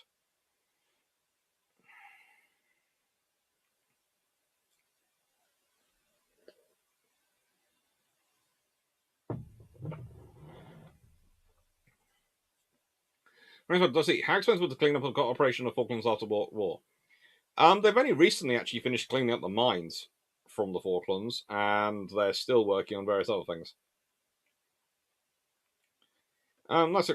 How the RF Vulcan Phase 6 level Port Stanley Airport during Black Box 1. How freaked out the Argentinians? probably not having a good day. I haven't seen the new Top Gun movie yet.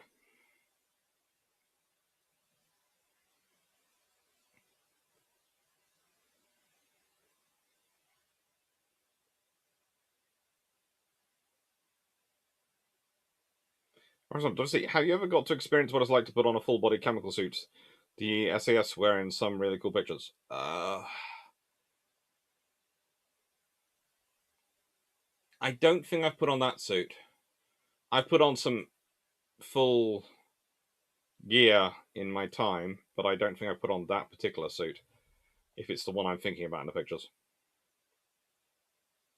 Well, sorry, I suspect Viktor Surov's history books are banned in Russia. There are some books which I have on my mental list of banned books, which are not officially banned, but which you won't find for sale anywhere in their country. And there are Volganov's and Surov's books are fairly there.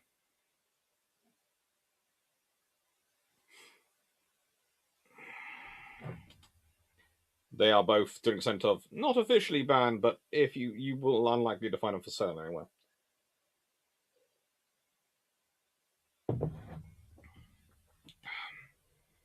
Very unlikely to find them for sale.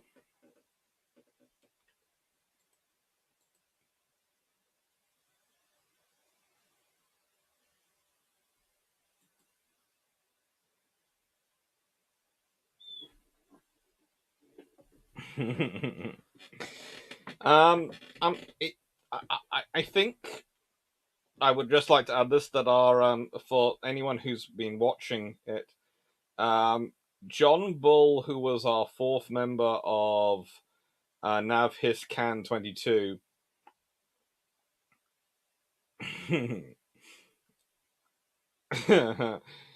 about some of the issues he's run into since he's not been with us.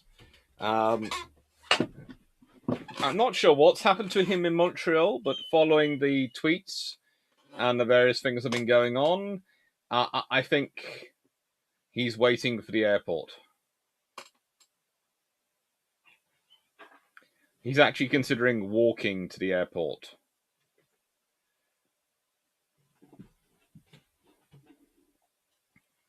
I hope he didn't walk to the airport. I hope he's safe.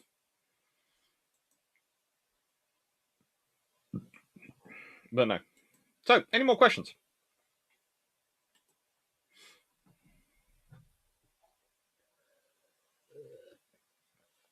Wayne's World of Science and Technology. Talking infrastructure, did you know Russia is currently unable to build decent forklifts? That doesn't surprise me. They're actually, one of the interesting things about forklifts is they're actually, surprisingly, considering their fundamental utility, very precision-made pieces of equipment. Because they have to balance a lot of weight in various positions. So they have to be pretty darn good.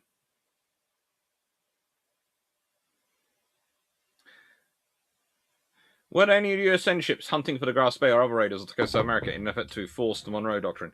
Not really. Not officially. Unofficially, there might have been a couple looking around, but they weren't really that visible. Because, again, don't take this the wrong way, but the Americans have a constant shortage of these things called cruisers. In that they have their on the list cruisers, but then you look at it going, so what's your cruiser deployability like?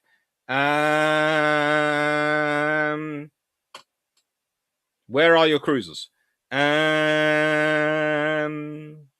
So basically, you have found yourself in a scenario where if you have limited finances and you have to keep 2 or 3 surface groups running, you pick your battleships, your destroyers, and then your cruisers.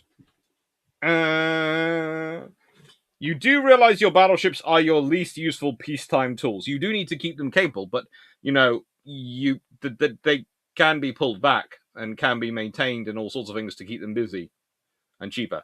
But the cruisers are.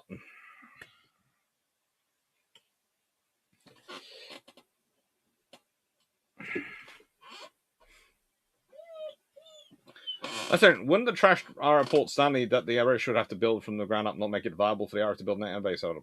They didn't. Have you seen the great big Death Star that is called Mount Pleasant? There is a reason that thing gets constructed. That is one of the most interesting bases ever constructed. And I mean, that is a classic. If you want to have real fun with Google Maps, try and get a zoom in on Mount Pleasant and have a look at the how they've designed it and look at how it's defended by the areas around it. There are all these people coming up with going, it would be easy too, and storm Mount Pleasant, and it's just a case of nope. Mount Pleasant is surprisingly well designed. There were some surprisingly inventive civil engineers involved. It's not impossible. Nothing is impossible, but it's not going to be quick, easy, or quiet. Unless you manage to get massive internal assistance in doing the operation. Violence Gaming. If you might ask, what do you think of the Cleveland class cruiser? I like the Clevelands. They're not my favourite cruisers of World War II, but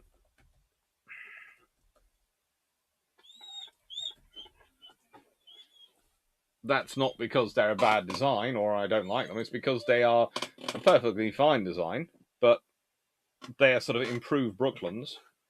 And yeah, they're nice ships. They planned 52, they completed 27, 27 retired, and one, of course, is preserved. And that's the one, which, if I remember correctly, I had the fun of going around. So I have my... I'm going to answer this. I should put on my Little Rock hat. No, you cannot have my hat. What is this thing about nicking my hats you've now come up with? You don't like to wear hats. You've just suddenly become interested in nicking them. Every time they go on my head. So, they are really, really nice little ships. And I say this about something which is nearly 12,000 tons. In standard. But they are. They're nice ships.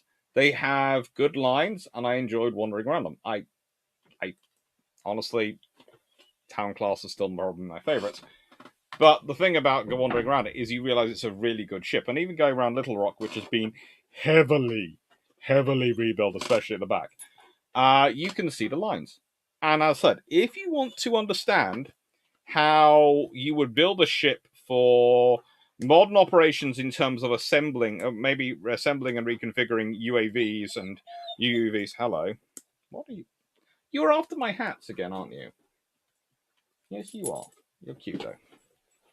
You're not going to get a hat. No, you're not going to get a hat. You can maybe have the Blue Jays hat. How's that sound? The Blue Jays isn't the one you want. You're a hard negotiator. We will talk about this later. You're also cute. But, you know, if you go to Little Rock, you will learn a lot about how future ships might have to design their sort of their internal spaces in terms of converting and build and assembling sort of things like UVs, UAVs, and in future, of course, spaceships will have to send their missiles in how they'll have to organize themselves, because you will be using tailored munitions. You won't have them pre-packaged. Hello. What's up? Okay. Can I buy your love, affection, and eternal loyalty with some biscuits? Can I? Can I? Love, affection, and eternal loyalty. Nothing less. I know. I'll take you for I'm taking you for your haircut on Tuesday. Good boy.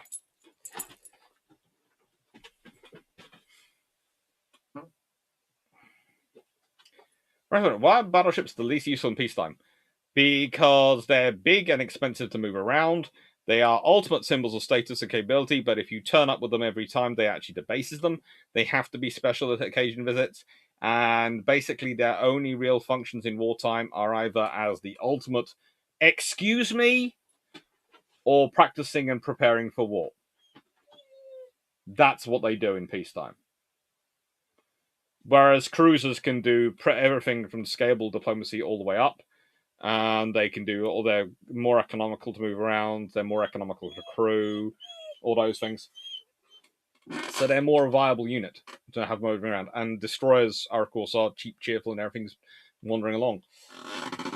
In comparison.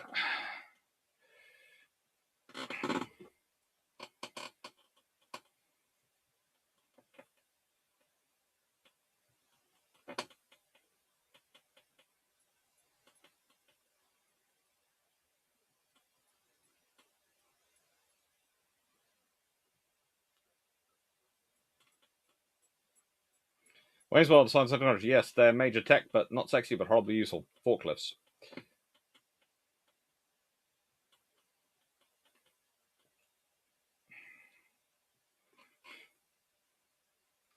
How about a ship with twin 57mm for a 440mm around the superstructure, two triple Mark 53 torpedo ships, torpedoes, EMA ships for 12 total shoots, heli hangar for a Merlin and deck, and a Chinook aft. A deck for a Chinook aft. That sounds like a fairly decent ASW something or other, as long as it's turned right. Chris Ryan, do you prefer paper notes or some type of tablet software?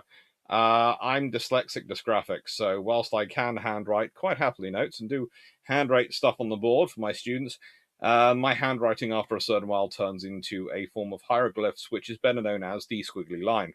So as a rule, I have to use software, and I tend to just use Microsoft Word because the trouble is, I've been using it for so long. Every time someone tries to introduce me to a new, better piece of software, I have to relearn everything, and that takes longer than just keep using Word and dealing with the limitations of Word. At some point, I'm going to probably have to improve, use a better software, and actually upgrade my skills on that front. But I'm very proficient with Office and all the systems, so that's the problem.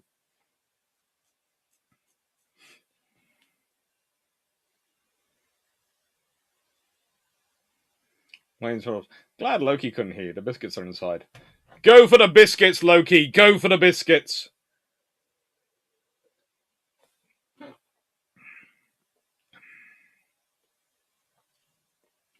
That's it. So the Falklands count its current military air base, but also naval base in Sunny Harbor. How annoyed will Argentina be?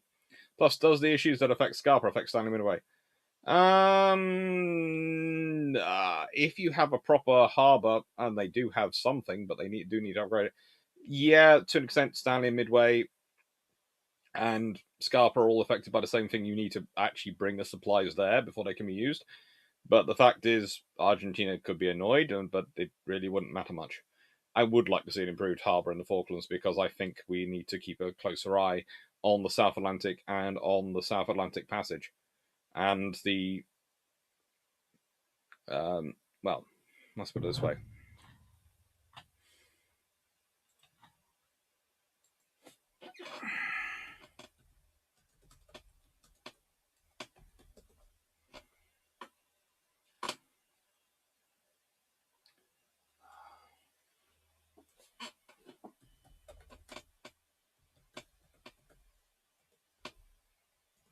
Cape Horn and, well, yeah, I think whilst I have great respect and trust for Chile, I think you do need, if let's put it this way, if I was a Western nation at the moment, I would be looking at the British presence in the Falkland Islands and going, yeah, Cape Horn is a pretty critical area. We'd like some P8s there, and we'd like probably a few F-35s sitting there, and probably some airborne early warning, along with the Eurofighters.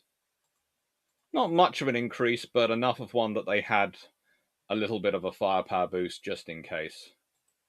Just in case. Thanks.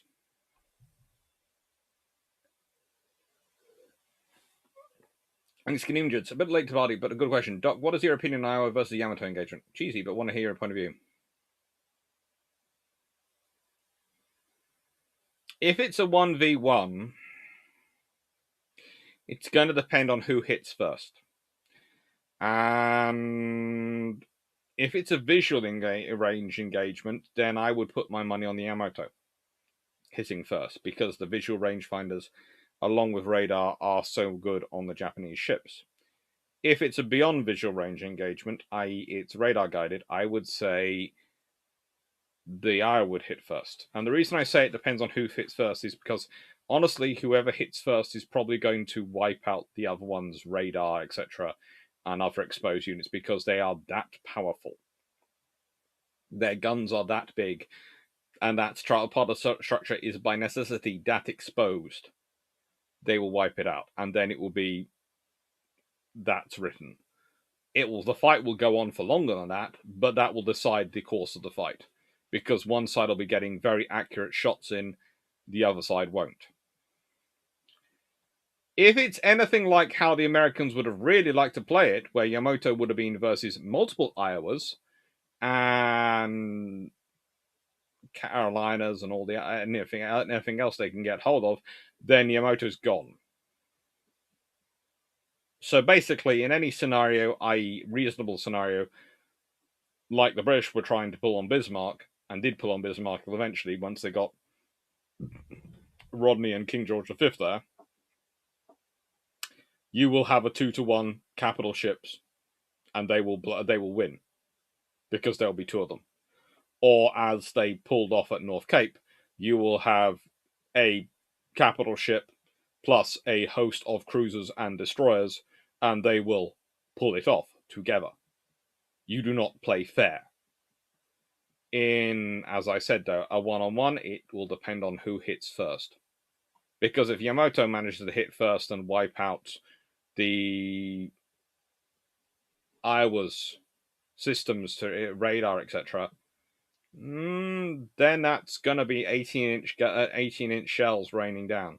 And Iowa's armor is good against 18-inch shells. There ain't much armor in the world that's going to be proof against 18-inch shells at visual ranges. But at beyond visual ranges, especially if Iowa gets the first hit and destroys the radars, etc., and systems on the Yamato, then it's not got any chance. No, I don't like OneNote. It doesn't check my spellings. Even though I don't always agree with Microsoft Word's corrections, it does help me notice my spelling issues before they become problematic issues.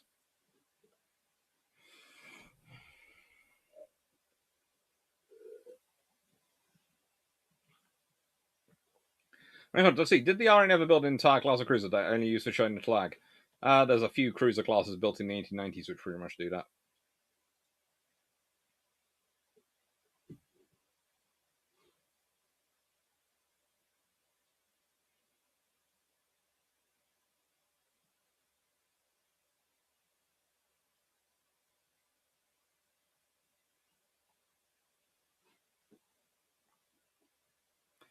Great Dominion, Castle Class Escort, Corvette or Frigate? They're built as corvettes. Well, no, hang on. Castle Class are built as corvettes. They are corvettes. The Rivers are frigates, but the Castle Class are corvettes. Yeah. You know, there's a difference in it. The difference mainly is to do with the number of screws when you're dealing with, and sort of the way it's designed. I would say corvettes are built to almost commercial standards, to use as much of the commercial facilities as possible. Then frigates are built to what I would call commercial plus standards. And then there's sloops which are built to naval standards.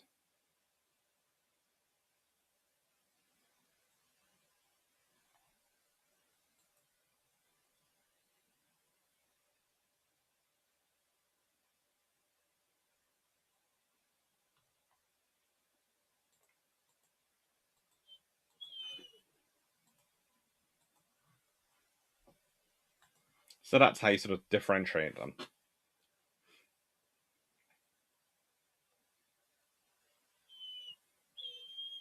So anyway, how would a 10-go battleship last ride go? Very painfully, and a lot of fire explosions. How many battleships would Yamato take with that? Again, it depends on at what range you're engaging. If you're doing beyond visual range radar-guided gunnery, then I'm sorry, I doubt Yamato managed to take any ships with her. She might do severe damage to some of them, but yeah, she's going to have a lot of problems. If she managed to get in the visual range, then there's a different world of it.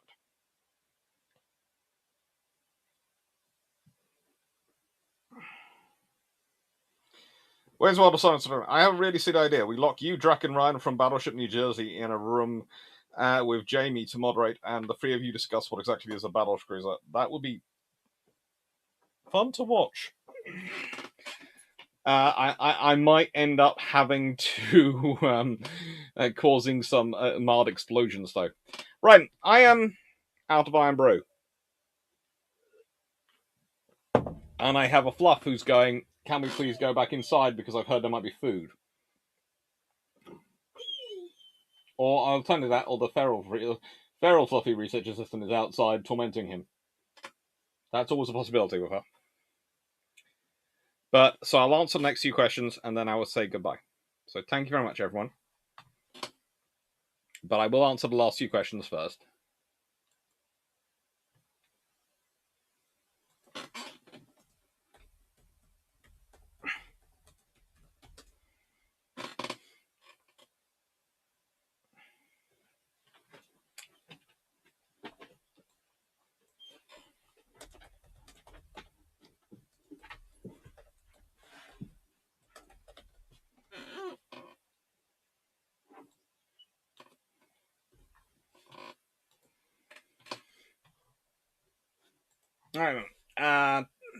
Okay.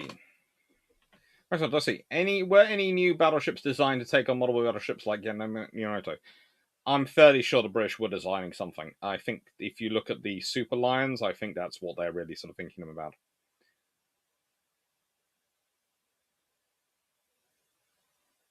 I've heard Argentina wants the Falklands because without it they can't secure their coastline of Simon Ocean. No. There are many, many random ideas put on it, but honestly, it goes back to a foundation myth, which they like to go on about. And honestly, there are some. It's one of those things. It's sufficiently complicated. Let's put it this way: if there were no people involved and no people resident on the islands, it would be a very complicated a very complicated legal debate, which would be taking place in courts, and would probably, quite possibly, could come down in Argentine favour. However, there are residents, there is a civilian population, there is a population and a functioning government on the Falkland Islands, which you cannot ignore. And that group of population has been around for a long time. No matter what you might claim in terms of historical presence, etc., this is the existing population now. There. So, and I think the basic trouble for the Argentines, as I see it, is that as a rule, whenever they've gone to the UN, they've tried to ignore the existence of that population, which has fundamentally undermined their case. Because when they go there claiming for decolonization, and people go, well, basically, it's not decolonization because we want to be here and we want to be British under the current rule where we are, and that's their problem. You have to persuade the population to want to go to you. And unfortunately, after 1982, they've made it very unlikely the population, at least while anyone from that generation is still alive, or anyone who was directly connected with that generation is still alive, is going to go their way. And honestly, then there's the problems with the other issues going on. So my view is that for all their ideas, etc., their only chances of taking it back are if a really wackadoodle British government got in power, who do hand it over with no request, i.e., Jeremy Corbyn potentially would have done that. But there is part of me which is doubtful he would have actually done it because I don't think he'd have got the support from the Labour MPs to do it. He might have considered it, he might have floated it, but he'd actually had to actually pass a bill through Parliament to get it done, and I don't think that would have happened. But which might have then brought down his government, but leave that to one side. But it's complicated, basically. It's not good. If it was just the islands, you're probably seeing an incident, a resolution rather like has happened between Denmark and Canada over the island between Greenland and Canada. As you're dealing with a scenario where there's a population there, the population have expressed their will, that's not going to change. So really, Argentina either needs to work on a hearts and minds effort with that population to try and change their opinion, or they need to give up. But they're not going to. And I can understand where the Argentine side comes from, but there's the facts of life. There's the theoretical versus the reality. There's the theoretical versus the practical, and the practical is it ain't going to happen at the moment for a long, long time, and certainly wouldn't happen if, plus because anyone like me, that we've sacrificed enough British lives for it, we're not going to. All right. Thank you, Jack Ray. Thank you, Denfrim. Any plans to invite Ryan's surname over to the UK between you and Jack? Oh, we'd love to have him over here. Or we could invite him on other trips. That'd be quite cool. Thank you, Enoch. Thank you, Stafford. Thank you, Colin Cameron. Are you still looking to build a new PC, or are you sorting out? No, I need to build a new PC. Still using a little laptop. I need to build that PC. That's on my list of things to do once I've got the budget in place. So when I've got a couple more paychecks. If I go and do the work I've got planned over the summer for various companies, I will do. And by the way, if I'm moving my head wrong, weird, that's because someone has started complaining and has listed his legs up going, I want to be patted. Right, that's his current criteria. Thank you, Paul Amos. Thank you, Alzaski. Thank you, Nook. Thank you. Corbin was an interesting gentleman. Oh. I think there's a sissy outside. Has she brought a mighty fluff with her as well? She might have done. Oh, there's a mighty fluff. Okay, mighty fluff can come see me. Yes. Okay, you go salt tomatoes, and I've got the mighty fluff for a bit. Hello, everyone. Yes. Right then.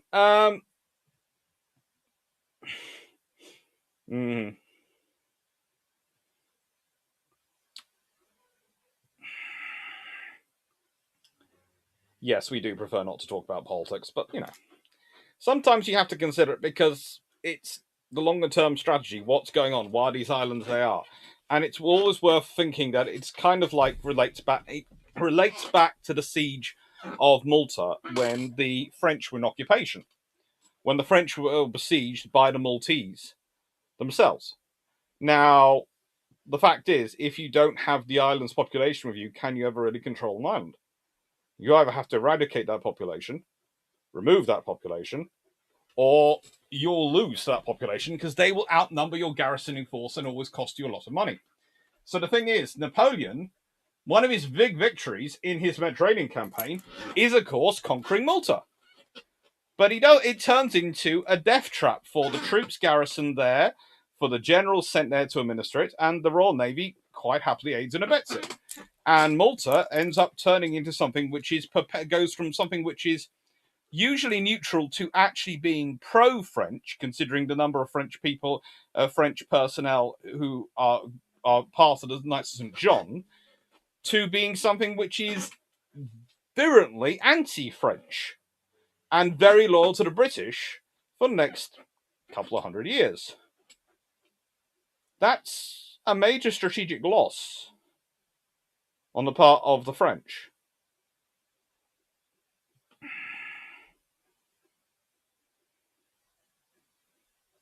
And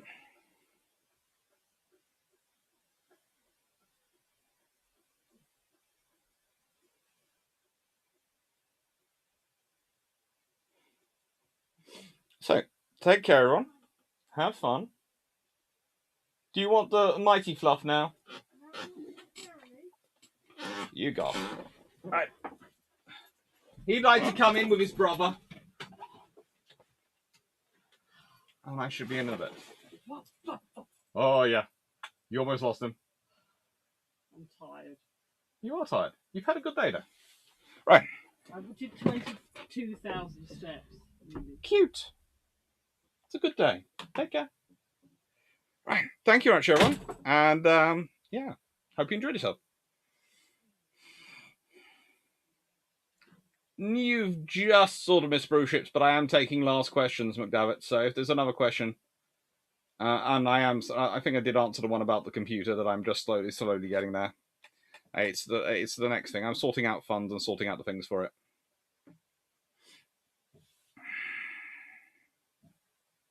It's what my personal fundraising is going towards at the moment. New computer. And also I need to pay bills for car. Car needs to be MOT'd and serviced. And insurance. Insurance is done. All right. Thank you, Enoch. Thank you, everyone. And, yeah. Take care. Thank you very much for watching. Let's see. Could the Sharnos have taken a similar torp hit as the Bismarck? They could have certainly received the same hit.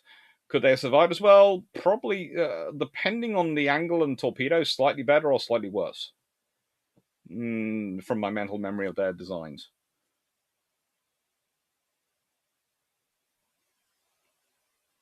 Apart from the Iron Brew and the Foam Swords, is there anything else I should remember to bring on Saturday? Yes.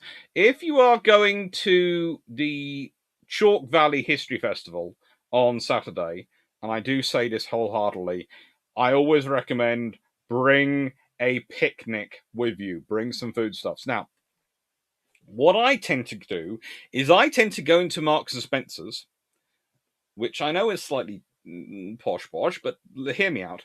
They have these boxes of things like Melton Mowbray pork pies, Marmite cheese twists, chicken poppers, all those things. You can currently buy 3 of those boxes for £8. So there are a whole range of things you can pick up. Usually I pick up about 6 boxes of things, take them with me, and then I sit down with my friends and whoever brought their stuff, and we basically share. That's how it works. It works quite well that way. Nice hearing. Would the Littorios have replaced the Francisco Caracolas? Depends how many Caracolas are in service, and also depends. You'd probably actually, the Littorios would have had to be better to replace the Francisco Caracolas, because the Francisco Caracolas would have been quite a good jump. So the Littorios would have had to be better than them. Right. Take care, Christopher Ryan. Thank you. And right. Have fun, everyone. I'm going to leave you talking about food. Take care, everyone. Thank you for watching, because I am now hungry and I want my food. Take care.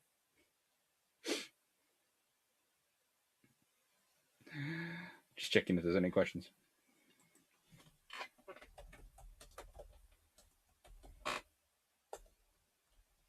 Oh. Almost didn't say goodbyes. Let's pop out and do the live chat and say goodbyes to people. Thanks, Dan Freeman and Sean Mack and Stafford, for your very kind adminning. Thank you, 96841, Valians, Carl McGasberg, Colin Cameron, Wayne's World, and Frank Sparto, Ian Stradling, Bug Guy, Christopher Ryan, Danks, Great Dominion, Seneca Nero, Jack Ray. Thank you very much, everyone, for your support, for your questions tonight. Paul Amos, DG40, Alzaski, thank you. And thank you, CM McDevitt, Anuk. Thank you, Melly6040. Thank you, Just P. Thank you, everyone. Thank you, Aaron. And have a nice evening. Yeah. Hope you enjoyed it. Thank you.